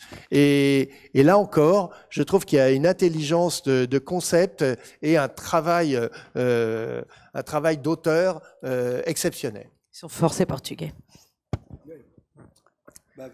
Vas-y, parle-nous de la poétique de la raison. Voilà, poétique de la raison, donc le projet d'Éric Lapierre. En fait, c'est vrai qu'il remet donc l'architecture au centre des choses, et c'est vraiment je trouve, pour un architecte en tout cas, qui va avoir une biennale très agréable, finalement, que ce soit une biennale d'architecture consacrée à l'architecture. Effectivement, là, comme tu l'as dit, donc, il y a plusieurs thématiques donc, qui viennent étayer cette idée de poétique de la raison. L'exposition de la pierre. L'exposition de la pierre, c'est vrai qu'elle est très intéressante, mais de toute façon, l'idée de la pierre, c'est vrai, c'est de dire que voilà, il y a une sorte de pensée spatiale, une pensée de l'architecture. Et donc, quand on traverse les salles de son exposition, donc, on est confronté aux typologies de Durand, de Dali. Et puis, bien sûr, l'idée, c'est de mettre en relation donc, ces classifications avec d'autres grandes classifications qui ont fait avancer la pensée, comme celle de Linné. Comme si, toujours, quelque part, l'architecture avait quelque part presque un petit peu d'avance sur le reste et nous permettait non seulement de nous protéger, mais aussi de réfléchir, de penser, parce que ce sont des systèmes logiques qui nous permettent constamment de voir que le monde, c'est pas un chaos total, mais il est rationnel. Voilà. Et l'architecture, quelque part, elle est là pour nous dire que ce monde est rationnel. Bon, alors bien sûr, j'étais quand même un tout petit peu gêné parce que j'ai trouvé que j'avais rencontré Lapierre dans cet été. Et je trouvais que son travail est très très riche parce que à la fois effectivement il s'intéresse donc à la rationalité, mais il s'intéresse aussi à la matière. Bon, le côté matière, ça a été un tout petit peu sorti du projet pour la rendre beaucoup plus, pour rendre ce projet beaucoup plus lisible, pour dire vraiment voilà l'architecture c'est une pensée qui nous accompagne. Mais le problème j'ai trouvé c'est que après les autres expositions, bon peut-être pas forcément celle de Sébastien Marot qui est très ouvert effectivement donc sur le développement durable, sur l'anthropocène, mais malgré tout quoi, le projet de base c'était de dire que finalement l'architecture elle est liée donc à l'agriculture et toutes les deux quelque part elles sont nées pratiquement au même moment donc 12 000 ans avant notre ère et donc c'est une pensée voilà, de l'espace, à même le sol, voilà, qui a commencé il y a 12 000 ans et qui continue aujourd'hui. Après, il y a Innerspace, non, je vais peut-être pas dire Innerspace, mais j'en parlerai peut-être à la fin. Après, il y a What is Ornament, donc là, effectivement, on décline les éléments de cette architecture, donc par exemple la colonne, c'est vrai, c'est la rencontre entre, effectivement, donc un élément d'ingénieur qui porte, et puis aussi une sculpture, donc là, il y a art et technique qui donc se rencontrent dans la colonne. Et puis donc l'exposition, je l'ai trouvée abominable, mais quand même malgré tout, elle rentre toujours dans ce projet de Lapierre, qui vient faire voir que l'architecture, c'est pas seulement construire des choses, c'est penser. Voilà. Et après, il y a Natural Beauty. Donc là, effectivement, c'est l'idée de réfléchir sur des grands systèmes constructifs. Donc celui de Prouvé, celui de Buckminster Fuller, et de voir comment, voilà, comme des systèmes organiques, voilà, ils sont capables de se développer presque par eux-mêmes, voilà. Donc et puis à la fin, donc c'est Innerspace. Et Innerspace, bon, c'est l'espace intérieur, et donc là les commissaires ont réfléchi. Pour voir que finalement l'architecture, donc à la fois, vous voyez, ça organise donc notre espace depuis 12 000 ans avec l'agriculture, mais aussi ça organise ton espace mental, tu vois. Quand tu imagines, eh bien quelque part, tu le fais grâce à un cadre architectural. Bon, et puis enfin, pour terminer, on a dû porter ce badge pendant 3 jours. Donc, voyez-y ce que vous voulez. C'est une colonne et c'est une bite. Donc, si tu baises, c'est grâce à l'architecture. Donc, à la fin, je trouvais ça super, mais à la fin, c'était un peu too much quand même, malgré tout. Bon. Tout n'est pas faux, même si j'apprécie le rythme et la performance. Non, mais sur ce que dit quand même Richard sur le badge, c'est vrai qu'il est quand même très mal dessiné. Et quand vous l'avez, il faut pas le porter trop bas parce que c'est ridicule, quoi. Non, c'est vrai. Bon, non, mais c'est ça le problème. Et c'est ce qu'il veut dire. Bon, moi je dois dire que au départ j'ai été assez séduit par le discours de Éric Lapierre parce que je trouvais justement qu'il avait un discours et que donc il y avait un propos, il y avait quelque chose de très affirmé et je trouve c'est séduisant quand quelqu'un vous dit vous inquiétez pas, moi je sais comment faut faire, donc on l'écoute. Cela dit, ça m'a rappelé tout de suite cette belle formule qui dit qu'il ne faut jamais parler de la mécanique de l'amour avec l'amour de la mécanique. Et chez lui, je trouve qu'il y a ça. il y a un amour de la mécanique. Et au bout d'un moment, quand on voit, tu parlais d'Ulysse et Platon, et tu avais raison, quand on voit tout à l'heure Cisa, on se dit il y a quand même une espèce de liberté d'esprit et de poésie extraordinaire. Et j'ai trouvé que le discours de Éric Lapierre, finalement, était extraordinairement asséché. Mais même au-delà de ça, il y a même une chose qui m'a même encore plus inquiété. Parce que donc, si on résume son propos, hein, c'est de dire, quand même, il dit, il y a menaces climatiques, réchauffement, machin, donc il faut faire des économies absolument partout. Mais de toute façon, on est obligé de faire des économies parce que non seulement la Terre ne peut pas produire trop, et donc il faut le faire, mais aussi parce que c'est dans l'économie à la fois aussi des mouvements, des gestes, des opérations les unes derrière les autres, de la mise en œuvre, etc., que l'architecture prend son sens. Bon, évidemment, derrière tout ça, il y a eu des attaques en règle contre tout ce qu'il appelle les bâtiments iconiques. Et en ce sens-là, il y a déjà chez lui une assez grande confusion, je trouve, on n'a pas vraiment réussi à comprendre ce qu'il entendait par bâtiment iconique. Il aime pas, évidemment, la Fondation Vuitton, il aime pas Di Lorenzo Figlio, il aime pas, bon, d'accord, peut-être. Mais en tout cas, ce qui m'a paru peut-être le plus inquiétant, c'est que j'ai eu quand même le sentiment que derrière ça, il y avait chez Éric Lapierre peut-être la volonté quand même de tomber dans ce qu'on appelle la numérisation du monde. C'est-à-dire que tout doit être numérisable, tout doit être quantifiable. Nous sommes nous-mêmes déjà en étant des porteurs de data en permanence numérisés. Et je trouve qu'il y a ça chez lui aussi. Il y a le fait que tout est calculé, tout ce qu'on dépense, tout ce qu'on met en œuvre, etc. Et je trouve ça, au bout d'un moment, quand je parle d'assèchement, je trouve ça extrêmement inquiétant. Voilà. Si on devrait parler de numérisation du monde, elle était absente dans son propos. En fait, non. Je pense qu'elle est extrêmement présente chez lui, justement. Alors après, juste une chose, je te laisse la parole, mais il est vrai que ce qu'il a fait, ces bâtiments pour les logements étudiants Chris Marker, qui sont très très réussis, indiscutablement, il explique qu'il a appliqué sa méthode. Donc alors. Et c'était très convaincant. Oui, il est très convaincant, mais en y réfléchissant, quand il dit, vous avez ce site, cette parcelle, et que donc forcément, vu ce qu'on vous demande d'y faire, il faut forcément faire une barre. Bon, ça m'a paru évident. Est-ce que Borel aurait fait une barre? J'en sais rien. C'est pas du tout sûr. Donc finalement, je trouve qu'il a aussi des présupposés qui sont parfois comme un dogmatisme, quoi. Voilà. Non, mais bravo, enfin quelqu'un qui a des idées, qui a une vision, qui a une théorie, et puis qui pratique l'exclusion. Ben, très bien, finalement, tu vois.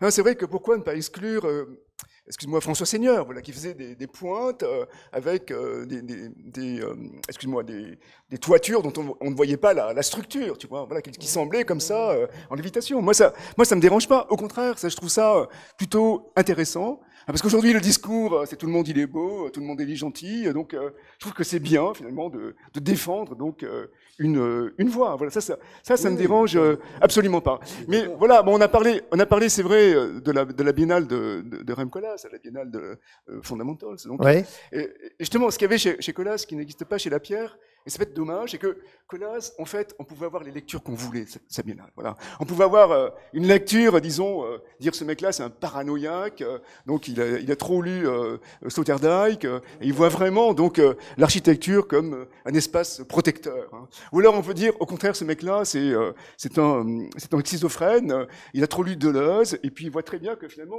tous les éléments de l'architecture, ils sont pas stables, mais ils ont un commencement et ils ont une fin. Donc il y avait déjà plusieurs lectures de la biennale de Koolhaas. Et puis aussi, chez Koolhaas, il y a aussi un humour complètement décapant. Quoi, voilà. Et peut-être que ce que je regrette un tout petit peu ici, voilà. Oui. Bon, mais enfin, on peut pas demander à tout le monde d'avoir de l'humour, mais peut-être c'est un manque, voilà, une sorte de recul, une petite distance, voilà, par rapport aux propos. Oui, il faut ajouter une chose, c'est que quand Lapierre dit que pour lui, la triennale, c'est de l'éducation populaire, on peut pas, c'est intéressant de l'entendre, mais toute la mise en œuvre de la triennale est vraiment extrêmement hermétique déjà pour nous, mais pour le. C'est codé, voilà. C'est vrai. Et l'installation de Sébastien Marot qui est probablement passionnante, et je suis sûr que le livre doit être passionnant. Mais quand il dit que c'est un an d'études, un an de cours qu'il a mis sur les murs, franchement, labourer son expo, ça prendrait des jours et des jours, quoi. Donc c'est quasiment c'est incompréhensible, quoi. Donc c'est tout le problème. Mais c'est Mais c'est souvent le cas. En fait, Oui, mais moi, je pense que c'est un vrai travail quand même, parce que, en fait, toutes ces références-là, moi, je me rappelle très bien. Je les avais quand j'étais étudiant. Puis quelque part, ça aboutit un petit peu au postmodernisme.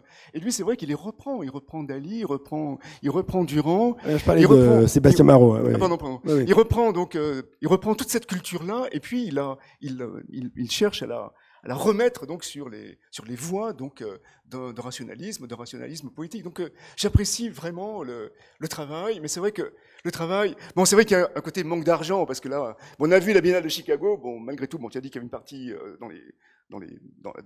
à la périphérie, mais bon, les espaces, les éléments qui étaient exposés donc en centre-ville, c'est quand même des choses on voit qu'il y avait donc des moyens qui avaient été mis à disposition des commissaires. Tandis que là, c'est vrai que pendant 3 jours, donc on a vu jusqu'à la nausée donc des photocopies collées sur les murs. Donc il faut voir ça aussi, quoi. Il y avait aussi des belles maquettes, très très belles maquettes, faut quand même le dire. Justement, dans la salle des maquettes, sur ces supports, on est en effet là encore très économe, parce qu'il faudrait qu'on définisse l'économie de moyens. Alors je vous propose la définition d'Éric Lapierre. L'économie de moyens, c'est ne rien rajouter qui ne soit pas nécessaire.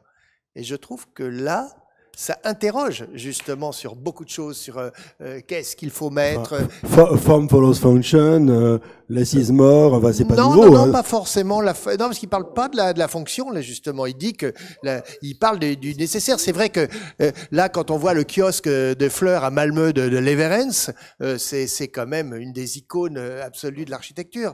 Là, on est dans l'hyper minimal. Donc, c'est vrai que là, il n'y a rien de plus besoin que d'autre chose que ça. Alors peut-être l'assisement, ça renvoie à ça, mais évidemment. Mais d'ailleurs, il ne s'en cache pas. Le seul lien avec Chicago, c'est celui-là. Mais en tout cas, il met la barre assez haut, parce que ça veut dire que maintenant, on devrait être obligé de regarder les travaux d'Éric Lapierre à l'aune justement de sa méthode. Enfin, a-t-il vraiment une méthode pour produire? Et s'il y arrive, c'est possible en plus d'ailleurs, parce que ce qu'il a déjà fait est bien. Donc, faut voir.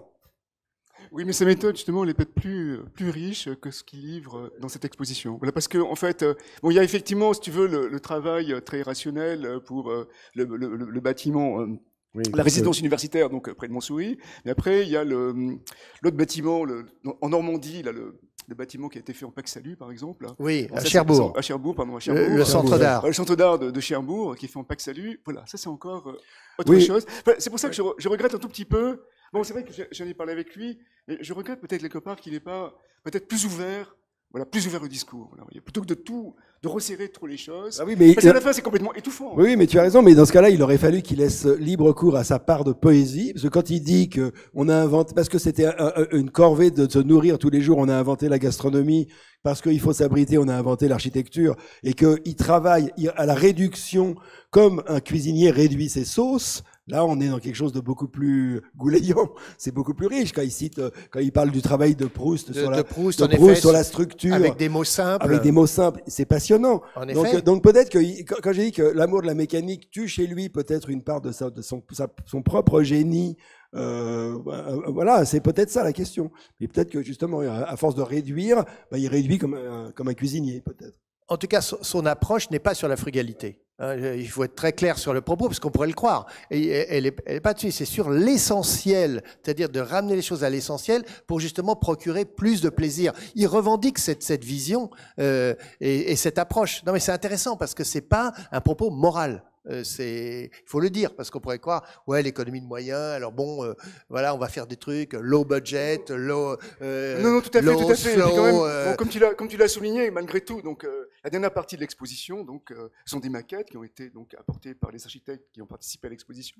Et c'est vrai que ces maquettes, malgré tout, donc, elles marquent une très très grande diversité de tendances. Bon, bien sûr, comme tu l'as dit, il n'y a pas Guéry, et puis il n'y a pas comme notre ami dont on a parlé tout à l'heure, là, qui est mort. Taïbert ? Non, l'autre. Comment ? Seigneur, il n'y a pas Seigneur, il n'y aura pas Seigneur, c'est sûr. Voilà, parce que Seigneur, il n'a pas compris que, voilà, au-dessus de la colonne, il y a un chapiteau, c'est pas une pointe. Hein. En tout cas, c'est une exposition, franchement, je pense que c'est vraiment, je dirais pas peut-être un marqueur, mais en tout cas quelque chose d'important dans l'histoire de la triennale, en tout cas, et même des grandes biennales, de cette réflexion de très très haut niveau qui amène à réfléchir sur qu'est-ce qu'il faut faire dans l'architecture, où mettre en fait, qu'est-ce qui fait projet? En fait, c'est ça qu'il dit. Et en fait, il rappelle qu'il y a une continuité et que c'est une histoire qui n'est pas du tout nouvelle, mais que certains l'ont peut-être oubliée. Enfin, moi, il faudrait aussi parler aussi un petit peu, juste dire un mot du président de la Biennale, l'inventeur de la Biennale, j'ai oublié son prénom, Mathéus, qui porte le projet José Mathéus, voilà, qui porte le projet depuis des années, qui s'est battu pour inventer cette Biennale et qui voulait effectivement que cette Biennale ce soit un lieu de réflexion sur l'architecture à Lisbonne. En tout cas, je pense qu'il y avait eu un problème, pas la Biennale précédente, mais la Biennale d'avant. Et là, effectivement, on est tout à fait donc ce qu'il souhaitait faire, donc provoquer des débats et puis pas faire émerger, mais en tout cas permettre à des gens qui ont des visions très très cohérentes de pouvoir s'exprimer. Passons maintenant à la critique des bâtiments. Alors on va tout de suite passer à Luxembourg pour voir la fin, en fait, parce que c'est l'acte 3 d'un opus extraordinaire. Je veux parler de la transformation de la Cour de justice européenne, qui était un bâtiment des années 70, un peu d'une architecture américaine à la Saarinen, que Dominique Perrault a transformé avec un programme qui n'arrête pas de se développer. Et le dernier opus est avec l'insertion d'une tour supplémentaire au milieu de cet ensemble. Sophie. Oui, une troisième tour et également l'extension d'une grande galerie de liaison qui a permis de faire de la Cour de justice de l'Union européenne un complexe totalement relié et connecté. Alors, c'est un projet hyper intéressant puisque finalement, le bâtiment s'est étendu au fil de la création de l'Union européenne. Donc, c'est un projet architectural qui va de pair avec un projet politique. Donc ça a commencé avec la création de la CECA et donc le premier bâtiment qui était réalisé en métal était posé sur le plateau du Kirchberg qui à l'époque était vraiment un plateau agricole et donc qui petit à petit s'est urbanisé et aujourd'hui est en train de devenir un vrai quartier de ville avec maintenant quand même des programmes annexes, des habitations, la bibliothèque nationale, la philharmonie réalisée par Potzampar, le musée d'art moderne de Peille. Donc voilà, ça c'est un peu le contexte général.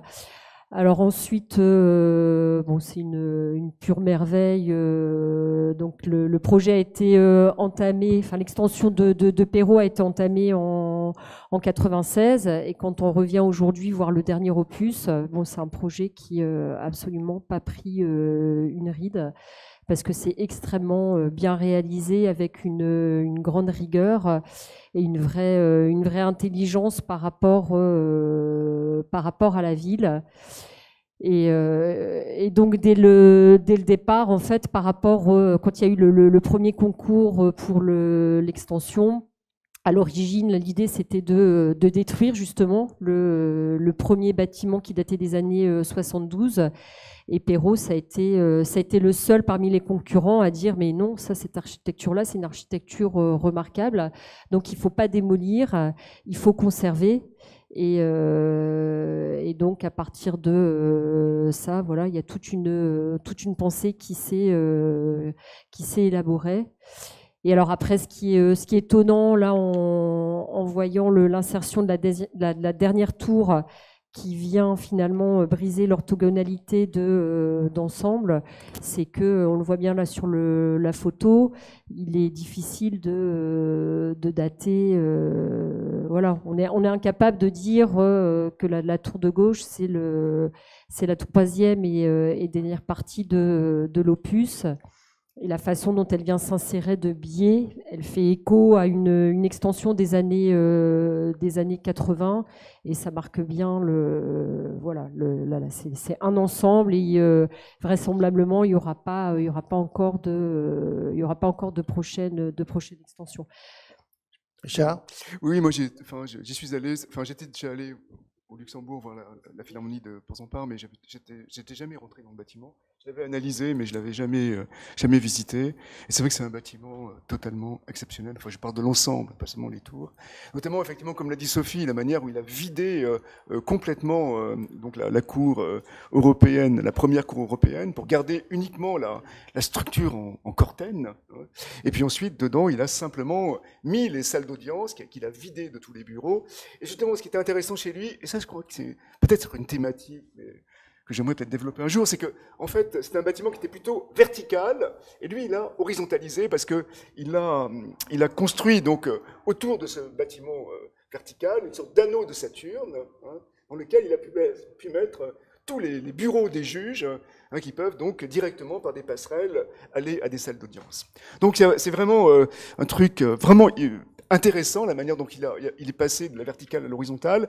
Et puis aussi, je trouve fascinant chez lui, voilà, c'est la manière dont il sait gaspiller l'espace. C'est un truc de grand seigneur, tu vois, parce que vraiment, toi, tu as des gigantesques... Gaspiller, oui, enfin, gaspiller, oui. Il y a du luxe. C'est pas peut-être le mot gaspillage n'est pas juste, mais voilà, comment il sait dépenser.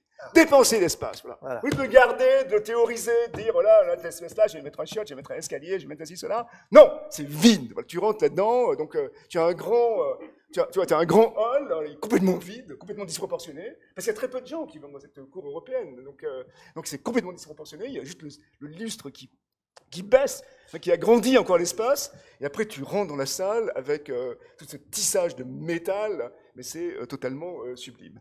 Et ensuite, le truc vraiment intéressant, c'est vrai, c'est la manière dont il a su, quelque part, intégrer tous les projets. Donc il a intégré effectivement le premier projet de la cour, mais après il y a des projets des années 80 qui sont venus se mettre en contrefort. Bon, ceux-là, il les a pas touchés, hein, mais il a creusé donc derrière ces bâtiments, et entre le bâtiment de la cour et puis les bâtiments des années 80, il a creusé donc ce qu'il sait très bien faire d'ailleurs, parce que il l'a fait à Marne-la-Vallée, donc dans le bâtiment, l'école d'ingénieurs. Il sait faire des grands axes comme ça qui permettent de réunifier les bâtiments. Et donc ce grand axe, il permet à la fois de réanimer tous les bâtiments des années 80 qui desservent, et puis bien sûr de réanimer les tours.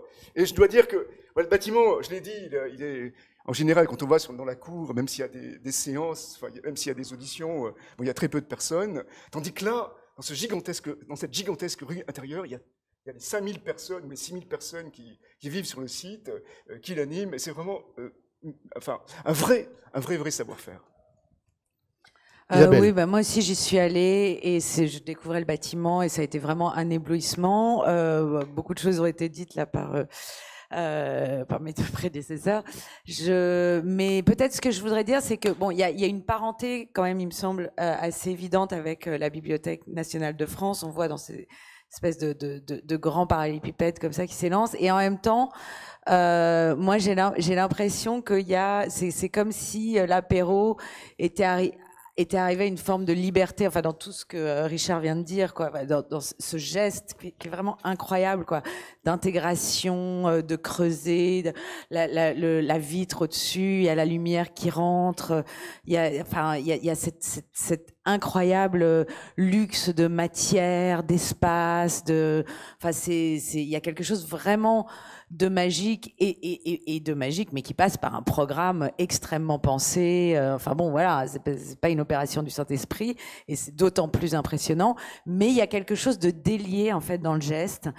Tout ce qui semble vraiment un peu contraint, forcé, un petit peu au forceps, on va dire, dans la bibliothèque François Mitterrand, et où on sent finalement à la fois toute la pression sur le jeune architecte, tout le poids de la violence presque des polémiques, etc. Où là, on a l'impression d'être arrivé à, je sais pas, à quelque chose de vraiment sublime, et qui doit aussi beaucoup, je pense qu'il faut quand même le dire, aussi au travail de Gaël Loriot-Prévost, auquel Richard, tu faisais allusion sans la citer, mais le travail sur le métal, le lustre, même tout un travail presque d'étalonnage des couleurs, hein, de l'acier avec à l'extérieur les pierres, etc. Enfin, c'est vrai, c'est quand même bon, c'est Perrault l'architecte, mais il y a quelque chose qui s'est fait à deux, et là aussi il y a quelque chose de l'ordre d'une harmonie ou d'un alignement des planètes, enfin de quelque chose qui est vraiment remarquable et qui va aussi avec un idéal de l'Europe qui s'exprime, s'il s'exprime encore quelque part, c'est peut-être dans l'architecture de Dominique Perrault et Gaël Loriot-Prévost. Enfin, je pense que c'est un programme vraiment qui sied très bien à Gaël Loriot-Prévost et à Dominique Perrault. Voilà, comment matérialiser la justice. Et finalement, voilà, là on a quelqu'un qui est parfaitement à l'aise, on a 2 architectes qui sont parfaitement à l'aise dans tout ce qui est bâtiment d'État, mais vraiment, je dis ça, c'est vraiment une très très grande qualité. C'est une chance, voilà, d'avoir des architectes d'excellence qui reçoivent de telles commandes. Après, ce que je voulais souligner aussi, ce qui est très intéressant, c'est que finalement, ce bâtiment-là, c'est aussi un peu une sorte de quintessence de tout le travail théorique de l'agence, puisque ça parle de Vertical City, ça parle de Groundscape, et ça parle aussi de tout l'aspect patrimonial, qui sont vraiment les 3 aspects théoriques voilà, développés par Gaël Loriot-Prévost et Dominique Perrault. Très bien, on va tout de suite passer à Bordeaux pour parler de la Mecca. Alors la Mecca, c'est l'œuvre des Big et des Freaks, Freaks Architects, ils sont français, hein, mais ils s'appellent comme ça. C'est dans le quartier de la gare Saint-Jean, de l'autre côté, on pourrait dire dans cet grand ensemble qui s'appelle Euratlantique, où bientôt nous verrons le nouveau pont de Loma, donc Rem Koolhaas, qui va là aussi sur une nouvelle typologie d'infrastructure changer la physionomie et les flux à cet endroit. Mais pour parler de ce bâtiment, donc c'est Mecca veut dire c'est la maison de l'économie créative et de la culture. En fait, c'est 3 institutions réunies en un lieu. Je dirais que c'est un monument autant qu'une infrastructure. Dans chaque pile, il y a une institution, et puis la 3e étant en pont, et c'est le FRAC qui à la fois a ses réserves et puis ses espaces d'exposition. Donc un travail de compacité assez exceptionnel, un travail monumental, je l'ai dit, et un travail aussi sur l'espace public, car un travail de rampe, et puis ce cadrage sur la ville et sur le fleuve. Voilà, c'est quelque chose qui nous fait réfléchir sur la machine efficace. Ah non, je crois que c'est une machine qui est totalement inefficace, quoi. Et après avoir parlé de la pierre, c'est une hérésie de parler de Bjarke Ingels, parce que vraiment ce bâtiment, je trouve qu'il fonctionne absolument pas.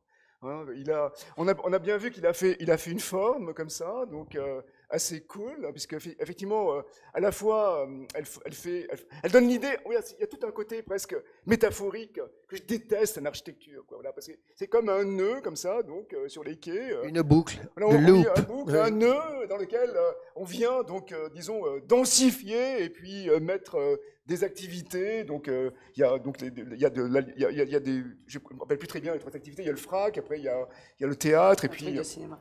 Voilà, le théâtre et cinéma, et puis il y a encore un 3e élément, non, c'est pas ça, enfin. Oui, tu les as cités. D'accord, le théâtre et cinéma, non, il y a ces 3-là. Donc on vient faire un nœud comme ça, donc sur le quai. Mais le nœud, je trouve que non, il ne fonctionne pas, parce qu'après ça pose des tas de problèmes constructifs.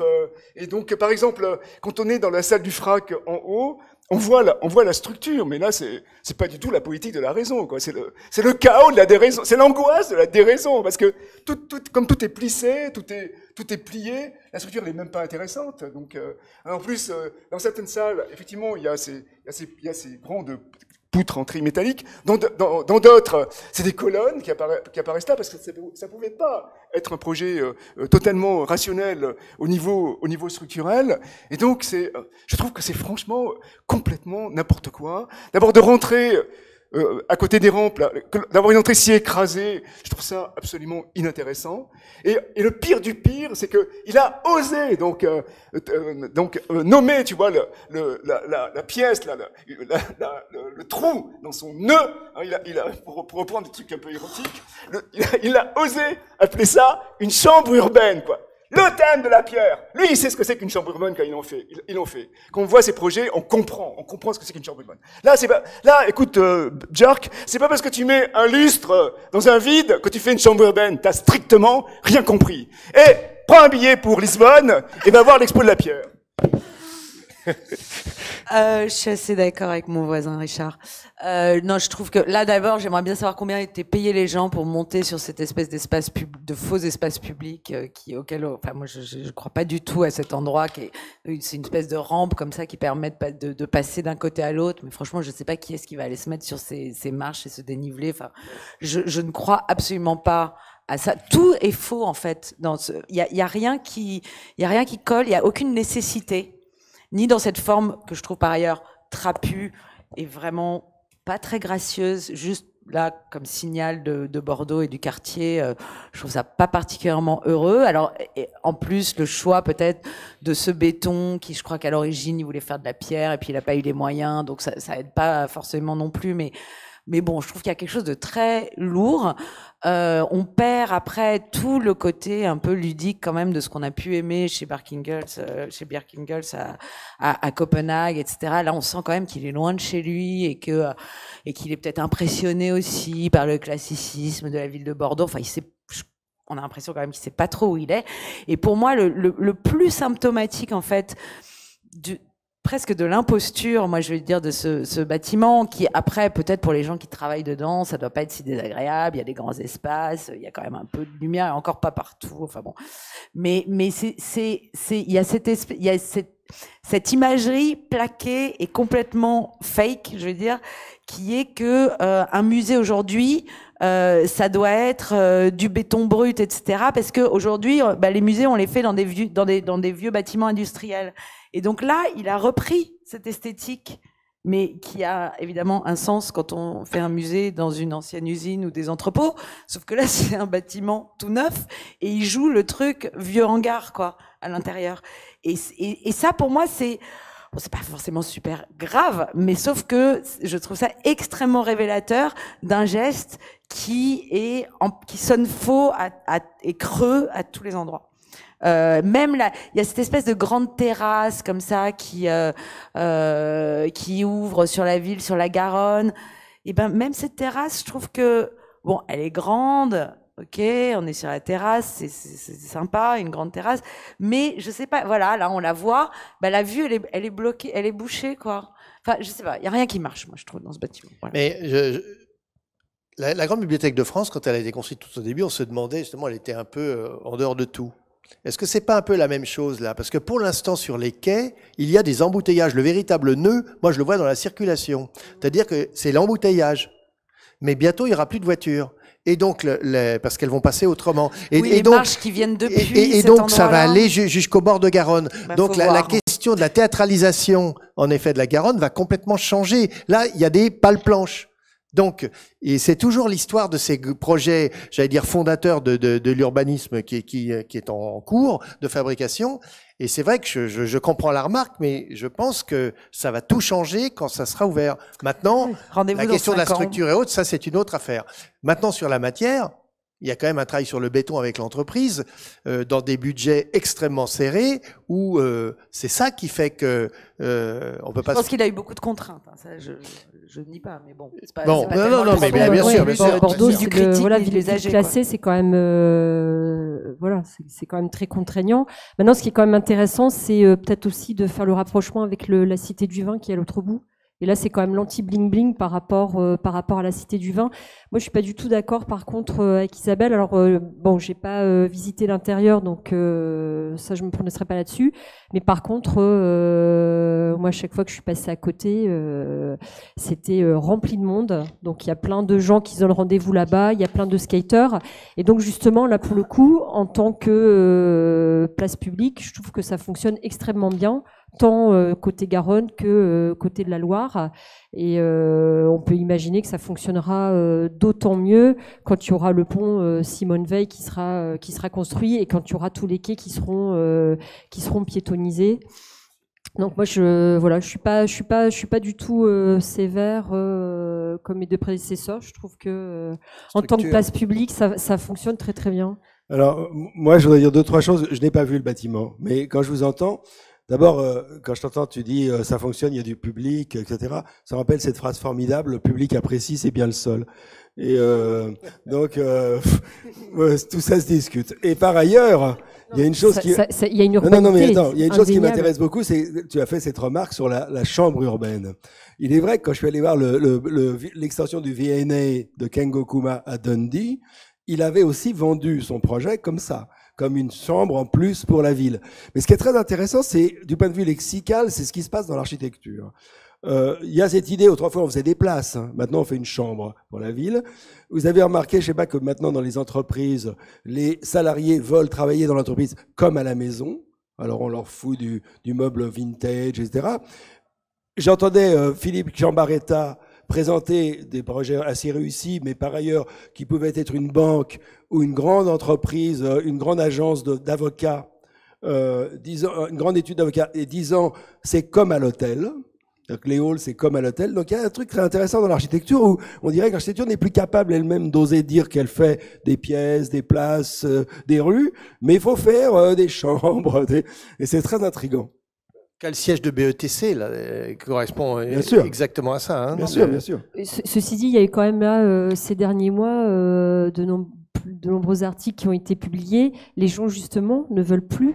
Ils en ont marre. Des open space, pas de place attribuée. Je pense que personne n'a jamais voulu des open space à part les chefs d'entreprise. Ouais, enfin bon, oui.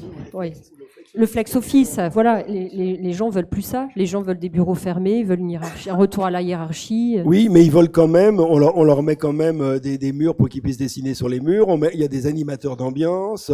Non, mais c'est incroyable. Il y a une espèce d'infantilisation générale dans les. Enfin, c'est insensé. Enfin, bon, ouais. Passons à l'Arbre Blanc à Montpellier. Donc là, c'est un travail sur 113 logements au bord du Lèze. L'Arbre Blanc, on en voit l'image. Donc imaginé par Sue Fujimoto avec Nicolas Néné et Oxo. Un travail donc sur le logement pour un promoteur privé. Il ne s'agit pas de logement social, où les terrasses offrent un prolongement inédit, pour le moins, mais qui pose la question de la promiscuité évidente. Alors ceux qui l'ont vécu vont pouvoir nous dire si en effet on peut être tranquille sur sa terrasse sans être gêné par le voisin, je veux dire, son regard. Non, mais je pense que justement, c'est ça l'intérêt, quoi. C'est être. C'est l'intérêt. Ben, bien sûr. C'est l'intérêt. Sur ton balcon, t'es sous le regard d'autrui. Voilà, c'est comme. Faudrait savoir. Voilà, comme dans mon. Bien sûr, mais comme dans mon village. Là, on s'interpellait et puis les gens venaient à la fenêtre et venaient parler. Et là, c'est le principe. C'est d'avoir effectivement des cellules où la famille peut s'isoler et après tu sors et tu as une communauté comme ça qui vient entourer le bâtiment. Donc effectivement, ça rappelle un petit peu le truc de Most, là, les variations saisonnières de la vie esquimau, quand les gens se mettaient l'hiver dans une grande salle, et puis après, l'été, ils partaient chasser, tous dispersés, tandis que là, c'est presque l'inverse, c'est-à-dire l'été, ils seront tous dehors, à discuter, à se parler, et puis l'hiver, peut-être, ils resteront enfermés chez eux. Non, mais moi, j'ai vraiment apprécié ce bâtiment parce que Fujimoto, donc, c'est l'architecte, disons, un des plus radicaux des architectes japonais, quoi. C'est vrai, j'ai vu la maison N à Tokyo avec les boîtes de verre, le truc absolument impossible, quoi. Et en plus, ce bâtiment, je sais pas combien de temps il va durer, peut-être 15 ans, 20 ans, mais il n'est pas destiné, disons, à une relative pérennité. Tandis que là, il a sauté le pas, et il est passé, donc, de l'architecture expérimentale à l'architecture commerciale, hein, parce que c'est son premier bâtiment en France, donc grâce à ses associés, donc Nicolas Lenné, Dimitri Roussel et puis Oxo, donc et c'est une réussite totale parce que c'est un peu comme voilà, un jeune cinéaste qui fait comme je sais pas quoi Lynch qui fait un truc avec trois, enfin je sais pas, enfin Eraserhead, je sais pas, et après tout de suite il fait un film qui est un succès commercial, c'est pareil. Donc j'ai trouvé ça vraiment super intéressant, et en plus c'est vrai que bon, il y a vraiment du travail, quoi, parce que justement voilà, les balcons ils sont pas placés n'importe comment malgré tout, hein. Par exemple quand tu es au balcon, que tu te penches, eh ben c'est pas le vertige parce que tout de suite tu as un autre balcon un petit peu plus bas, même si tu es au 16e étage, tu n'as jamais le vertige, quoi, voilà. Et donc tu es toujours retenu par la communauté. Bon, c'est sûr tu peux pas faire ce que tu veux, mais c'est ça le truc, voilà, c'est parce que tu es obligé de négocier avec tes voisins, parce que la communauté quelque part, elle se fait pas sur le palier, mais elle se fait sur le balcon. Effectivement, tu peux pas faire des soirées, tu peux pas faire qu'on appelle ça, des kebabs, des etc. C'est pas trop le genre de la maison. Des sardines. Des sardines, c'est sûr. Mais il faut dire que c'est pas du logement social, c'est sûr. C'est du logement de standing. Et en plus, ce qui est assez fou, c'est la manière dont il est placé, parce que il est placé, donc, dans l'axe de Beaufil. Et c'est vrai que, bon, à côté, il y avait la folie de, comment elle s'appelle, la fille iranienne, là, donc, enfin bon, peu importe. Farshi Moussavi. Donc son bâtiment, il a complètement disparu pratiquement dans les arbres, dans l'urbanisation, tandis que eux, ils risquent pas ça parce qu'en fait, c'est vide à côté, c'est des bâtiments de Beaufil, il y a le Lez, et donc ça sera toujours un bâtiment comme ça qui va surgir avec ses 1000 balcons. Voilà, je trouve que c'est vraiment une totale réussite. Philippe, alors, tu partages ce point? Oui, moi j'aime beaucoup, mais il y a plein de choses à dire. D'abord, il faut dire que c'était une commande de la ville. C'est-à-dire que la ville voulait créer un bâtiment qui serait qui attirerait le public en fait, qui attirerait le touriste, qui ferait quand les gens viendraient le voir. Alors ça aurait pu être une institution, mais ils ont voulu du logement. Donc déjà, c'était quelque chose d'assez particulier. La deuxième chose, c'est que c'est vrai que ces logements, ils ont 30% de leur surface qui sont en extérieur. Bon, et c'est vrai d'ailleurs que moi ça m'a rappelé un peu les choux de Créteil, mais on réussit, c'est-à-dire que on se dit puis mais pourquoi on n'y avait pas pensé avant? Alors il est vrai que Fujimoto et puis tous les architectes qui ont travaillé avec lui, ils disent qu'ils ont, alors là c'est un peu à la pierre, c'est-à-dire qu'ils disent qu'ils ont pensé le climat, la culture locale, etc. et qu'à partir de toutes ces études, ils sont arrivés à cette idée que là-bas les gens aimaient vivre dehors et que donc fallait leur produire ça. Ouais. Je pense que je suis pas sûr qu'Éric Lapierre aimerait, je pense qu'il y a un peu l'économie, je sais pas. Mais en tout cas, il y a une chose que je veux dire, c'est que ça fait très longtemps que j'avais pas vu une équipe d'architectes aussi sympathique, aussi content de bosser ensemble. C'est rarissime. J'ai trouvé que vraiment, alors là, il y avait une espèce d'unité, hein, de niveau. Il n'y a pas Fujimoto et puis les autres. Pas du tout. D'ailleurs, Fujimoto, il s'associe un coup avec l'un, un coup avec l'autre, pour faire les 1000 arbres, pour faire, c'est marrant. Et d'ailleurs, et juste une petite anecdote comme ça, on déjeunait avec tous les architectes, et quelqu'un à un moment lui a dit, mais est-ce que tu connais le livre de Barthes sur le Japon? Et à ce moment-là, Fujimoto a sorti le livre de Barthes en japonais qu'il avait dans la poche. Et ce qui est marrant, c'est que moi, j'avais toujours pensé que pour les Japonais, c'était une évidence que le parc princier à Tokyo, qui est un vide, inaccessible. Il me semblait que c'était pour les Japonais, c'était une évidence. Et maintenant, il paraît que c'est en lisant Barthes qu'ils l'ont compris. Qui ont pris conscience, en effet. Et Fujimoto racontait ça. Mais moi, je trouve aussi que c'est très réussi. Ouais.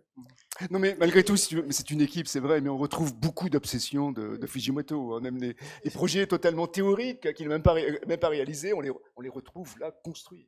À propos d'obsession, je rappelle qu'à Paris, il va faire 1000 arbres. 1000, pas 1000.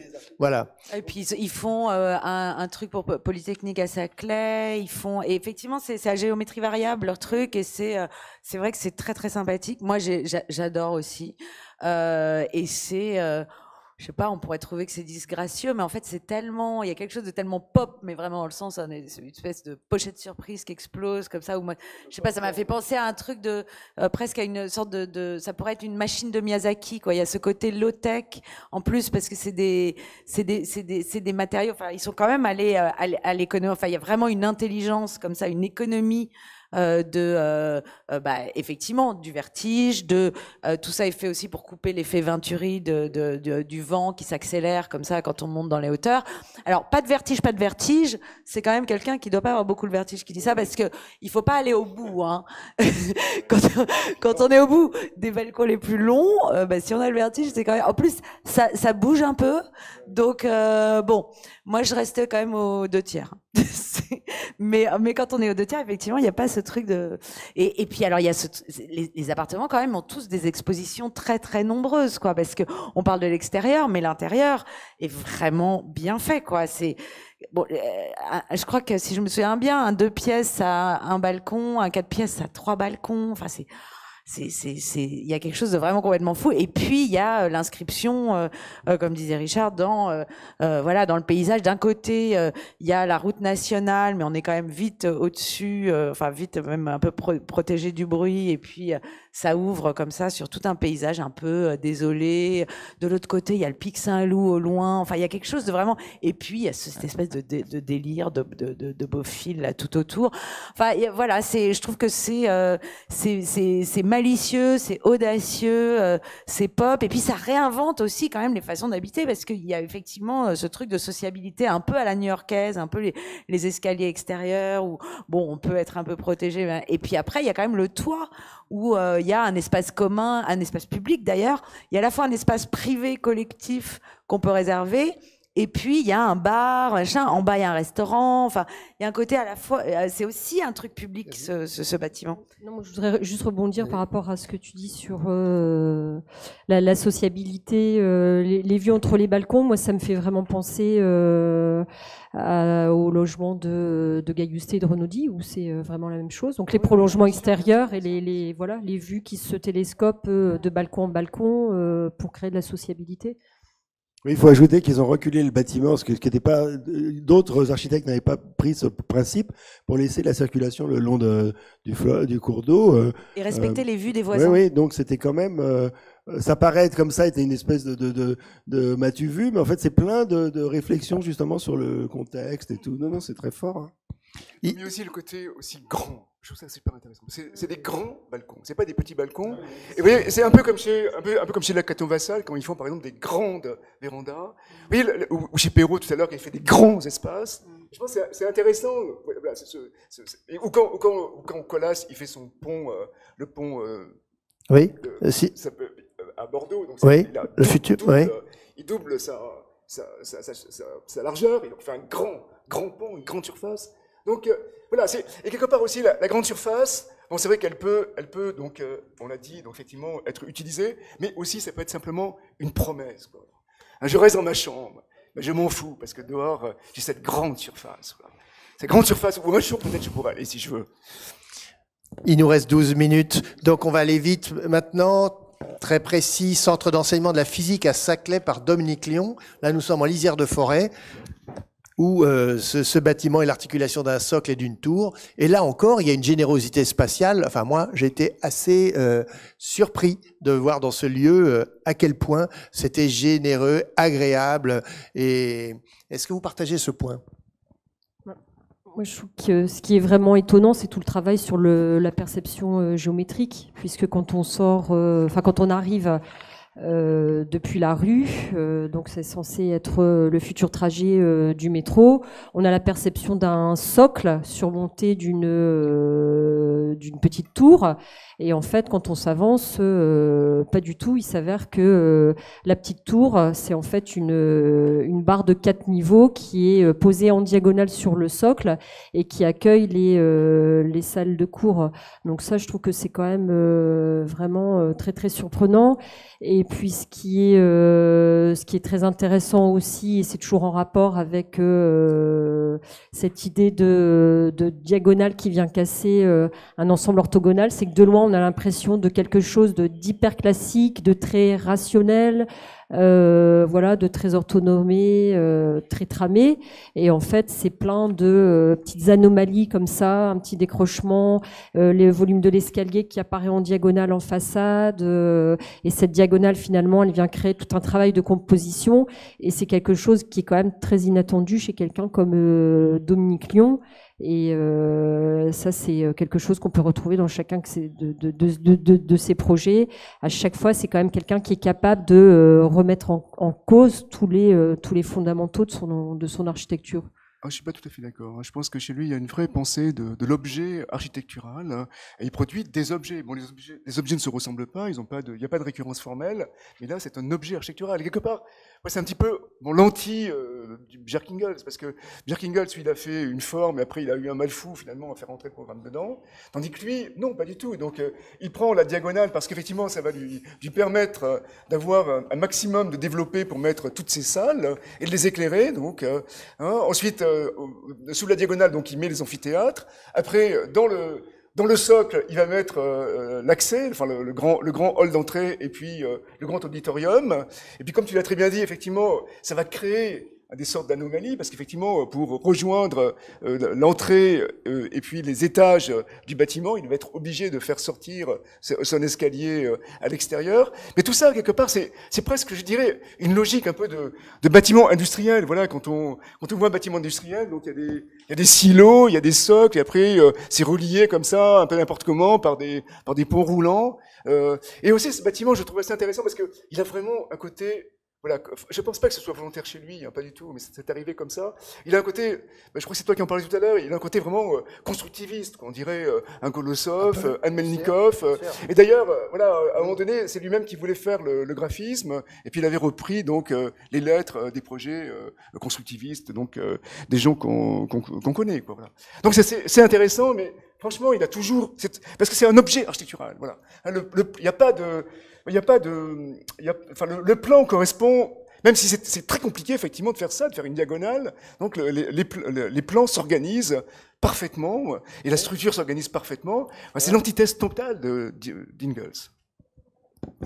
Je voudrais juste rajouter, parce que je suis d'accord, moi j'aime beaucoup le bâtiment et je le trouve très, très, oui, voilà, surprenant et remarquable, et en même temps dans une forme de modestie, donc qui révèle comme ça en permanence des surprises, en particulier ces escaliers vraiment qui de l'extérieur déjà la structure du bâtiment, mais à l'intérieur ça fait quand même une espèce de montée très verticale comme ça qui ouvre des perspectives, et puis il y a ces grandes fenêtres partout. Bon, mais ok, mais donc ça, tout a été beaucoup mieux dit d'ailleurs que ce que je suis en train de dire.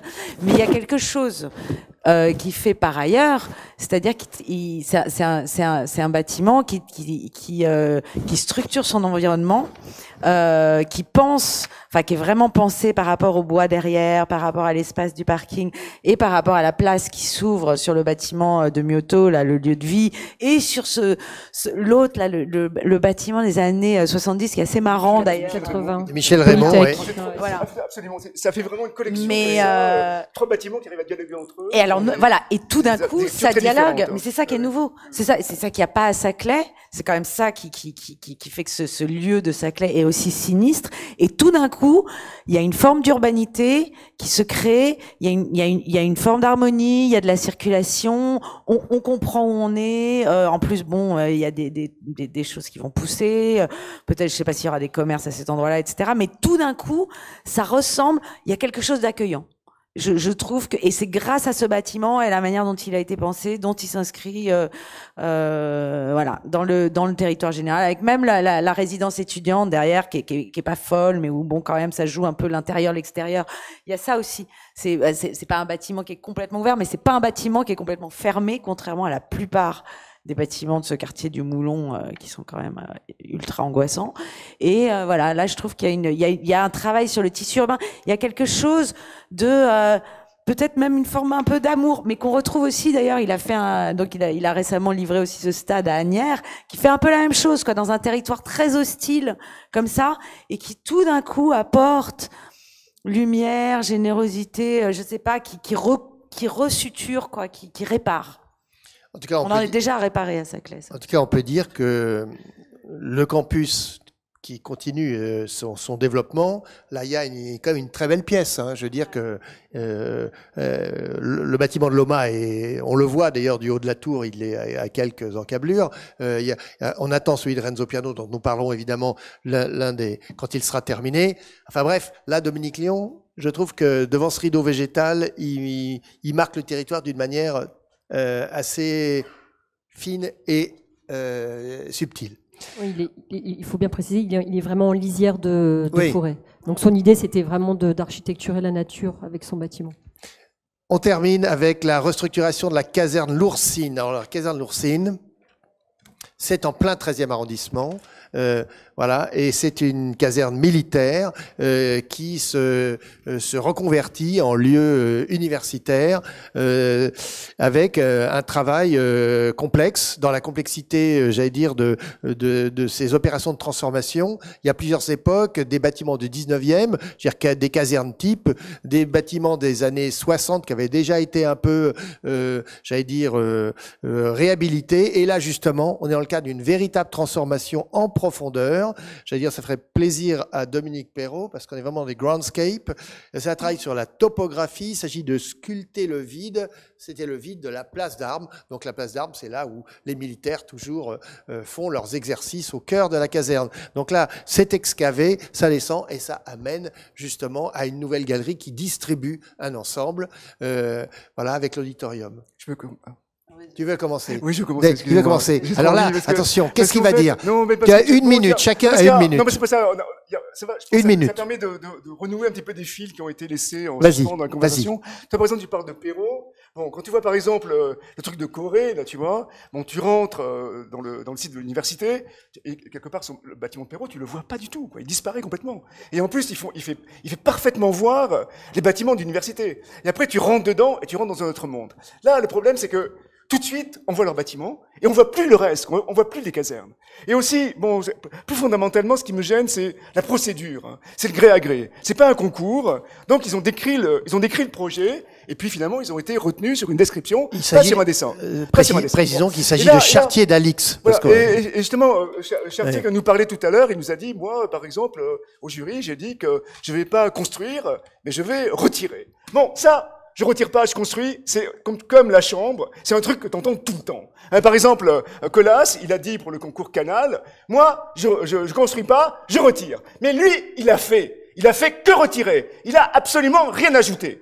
Tandis que là, on va pas me dire qu'on a retiré, on a mis une énorme caverne en cortène sur donc une place, enfin et on n'a pas retiré. Voilà, donc moi voilà, je suis extrêmement gêné par ce projet, et puis aussi je suis gêné voilà par le fait que voilà, au moins quand on a parlé de lui, je suis désolé, mais quand machin parle là, Eric, quand il parle, bon, il dit ce qu'il dit. Il dit des trucs et il les fait, quoi. Il n'y a pas de hiatus. Tandis que là, on dit retirer et pas rajouter, et puis finalement, on retire pas, mais on rajoute, quoi. Voilà. Et ça qui est extrêmement, moi, c'est ce qui m'a vraiment extrêmement gêné. Et en plus, ce type de procédure, parce que effectivement, malgré tout, donc en fait, l'architecture, comme le dit Lapierre, voilà, c'est un travail spécifique. Tu vois, on a notre propre système de notation, et c'est toujours bien de faire des concours et d'exprimer ses idées, non pas par des mots, mais par des plans. T'imagines, on fait un concours de musique, on dit,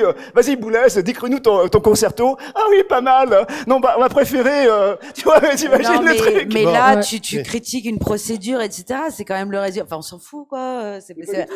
Non, mais retirer, ajouter, aller. C'est pas un travail de critique de faire ça. C'est pas de dire, c'est fantastique, c'est beau, j'adore trop. C'est pas ça. Non, on critique un résultat, on critique un bâtiment, on critique pas une. Moi, je critique pas une procédure. Non, on a compris ton point. On l'a compris. Isabelle. Moi, je suis pas sûre d'avoir un avis sur les procédures. Je pense qu'on peut en avoir un, mais bon, moi, je sais pas, j'ai trouvé le bâtiment juste fascinant, non, mais je trouve qu'il y a une transformation de la ville qui s'opère là, avec un dialogue entre de l'ancien, du neuf, des espaces qui sont quand même voilà, il y a quand même une forme de dépouillement, de retirer et de rajouter. Ça se passe en fait, c'est un mouvement dans les deux sens, quoi. On rajoute de la matière, voilà, cet escalier, etc. Et en même temps, on gratte, on met pas de sous-plafond, on fait un truc complètement dépouillé. Ça fait quand même, on est quand même dans une université. Je trouve que il y a quelque chose simplement il y a un luxe en fait qui témoigne, je trouve, d'un un respect pour les étudiants. Enfin, c'est un endroit qui est plaisant. Bon, là, dans cet amphithéâtre, il y avait quand même un gros problème de chauffage, donc je ne sais pas s'il y a un problème de ventilation. Mais non, je trouve qu'ils ont transformé un lieu en respectant la structure existante et en en apportant ce qu'il fallait pour la fonction, la nouvelle fonction, et avec une forme de noblesse comme ça dans les matériaux. et en même temps un mélange de frugalité et de noblesse qui fonctionne assez bien, je trouve. C'est vrai qu'il y a un beau travail sur la matière, hein, c'est incontestable. Quand même, Sophie. ce qu'il faut préciser, c'est qu'en dessous de la place d'Armes, il y avait un parking. Donc ils sont venus aussi s'installer dans un ancien parking. Moi, je trouve que ça fonctionne extrêmement bien au niveau des circulations, puisque le fait de venir s'inscrire justement en creux et en souterrain, alors déjà ces accès sont très très agréables et on fait une boucle, on passe d'un bâtiment à l'autre de manière très très facile et on accède aussi plus directement très facilement par ces rampes en cortène qui descendent. Moi, j'ai trouvé que c'était un lieu extrêmement adapté pour les étudiants et très agréable. Un travail paysager. Et je trouve que justement que Chartier d'Alix se laisse pas enfermer dans une récurrence. D'habitude, il travaille vraiment tout le temps sur comment dire l'introduction d'un écosystème de plantation sur le bâtiment. C'est même l'objet de recherche au sein de leur agence. Donc comment le vivant peut venir coloniser le bâtiment. Et ben là non, c'était autre chose. C'était pas le lieu de faire ça. Donc certes il y a des plantations, mais voilà, ils sont pas dans leur théorie de la colonisation du vivant. Non, moi, je trouve que c'est un projet très réussi. Ça sera toi qui termineras. Moi, ce que j'aime beaucoup chez Richard, c'est que c'est comme chez Éric Lapierre. On peut ne pas être d'accord, mais il y a un propos. Bon. Alors, par exemple, ton propos, c'est de dire, oh, on arrive, on voit le bâtiment. Bah ouais. Et je trouve ça pas si mal. Bon, mais tu l'as dit. Non, mais attends, laisse pas finir. Bon, ça, c'est une première chose. Bon. Je reconnais quand même une chose, moi. C'est que les lieux ne sont pas les mêmes, ça n'a rien à voir, mais quand même, quand Renzo Piano à Amiens, il fait une université dans une ancienne caserne, il y a quelque chose qui reste de la caserne. Et tu as pas tort de dire que la caserne disparaît. Je trouve que peut-être que pour les étudiants, c'est mieux. Mais en même temps, là, peut-être que c'est vrai qu'il y a une part de l'histoire qui n'est plus là. Ça, c'est vrai. Par ailleurs, quand même, je trouve que leur implantation, le fait d'avoir creusé, de penser que c'est quand même une manière de relier avec la fac de droit de Ripaud qui est déjà construite dans la rue derrière, qui est en contrebas, tout ça, c'est assez subtil et logique, quoi. Et attends. Et par ailleurs, je trouve quand même que les matériaux sont assez beaux. L'escalier est vraiment magnifique. Il y a plein de petits détails comme les tubes de plomberie pour amener l'électricité. Il y a plein de petites choses qui sont assez, quand même moi, que j'aime beaucoup, que je trouve réussi. Et à chaque fois, moi, je me pose quand même cette question. Je me dis, est-ce que j'aimerais être étudiant là? Et franchement, oui. Ça me déplairait pas. Je trouve que c'est quand même assez agréable. En même temps, j'ai pas envie de faire du droit, donc il y a un peu de risque. Mais enfin voilà, je trouve que quand même tu es sévère, parce que quand tu dis, ils ont dit qu'ils allaient retirer, ils n'ont pas retiré. Bon, je sais pas s'ils ont dit ça. Ils ont dit qu'ils avaient creusé. Ils ont même dit une chose intéressante. Ils ont dit que c'était intéressant de travailler, de faire de la réhabilitation, contrairement justement à la construction à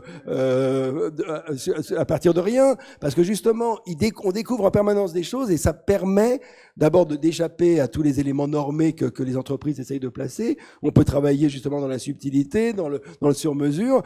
Et c'est vrai que c'est un peu au cours de l'élaboration du projet qu'ils ont découvert qu'ils pouvaient peut-être reprendre la place d'Armes qu'au départ il n'était pas pour eux, qu'ils ont creusé. Donc je trouve qu'il y a quand même une intelligence de leur process, quoi. Non mais je suis d'accord. C'est vrai que creuser c'était très bien. Et puis comme l'a dit Sophie, faire une circulation souterraine c'était une très très bonne idée.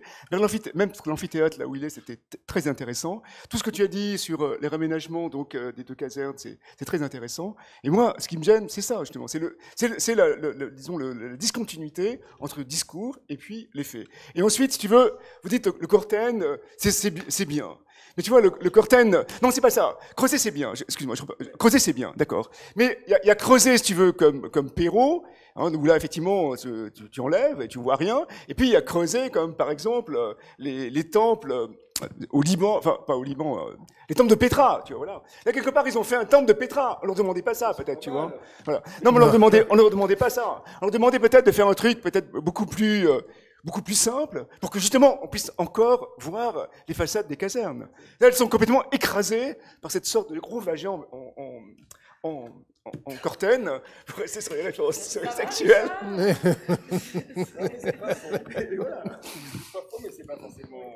Mais, la comparaison avec le projet de piano, certes, c'est une caserne, mais je trouve pas que la caserne là ait une vraie.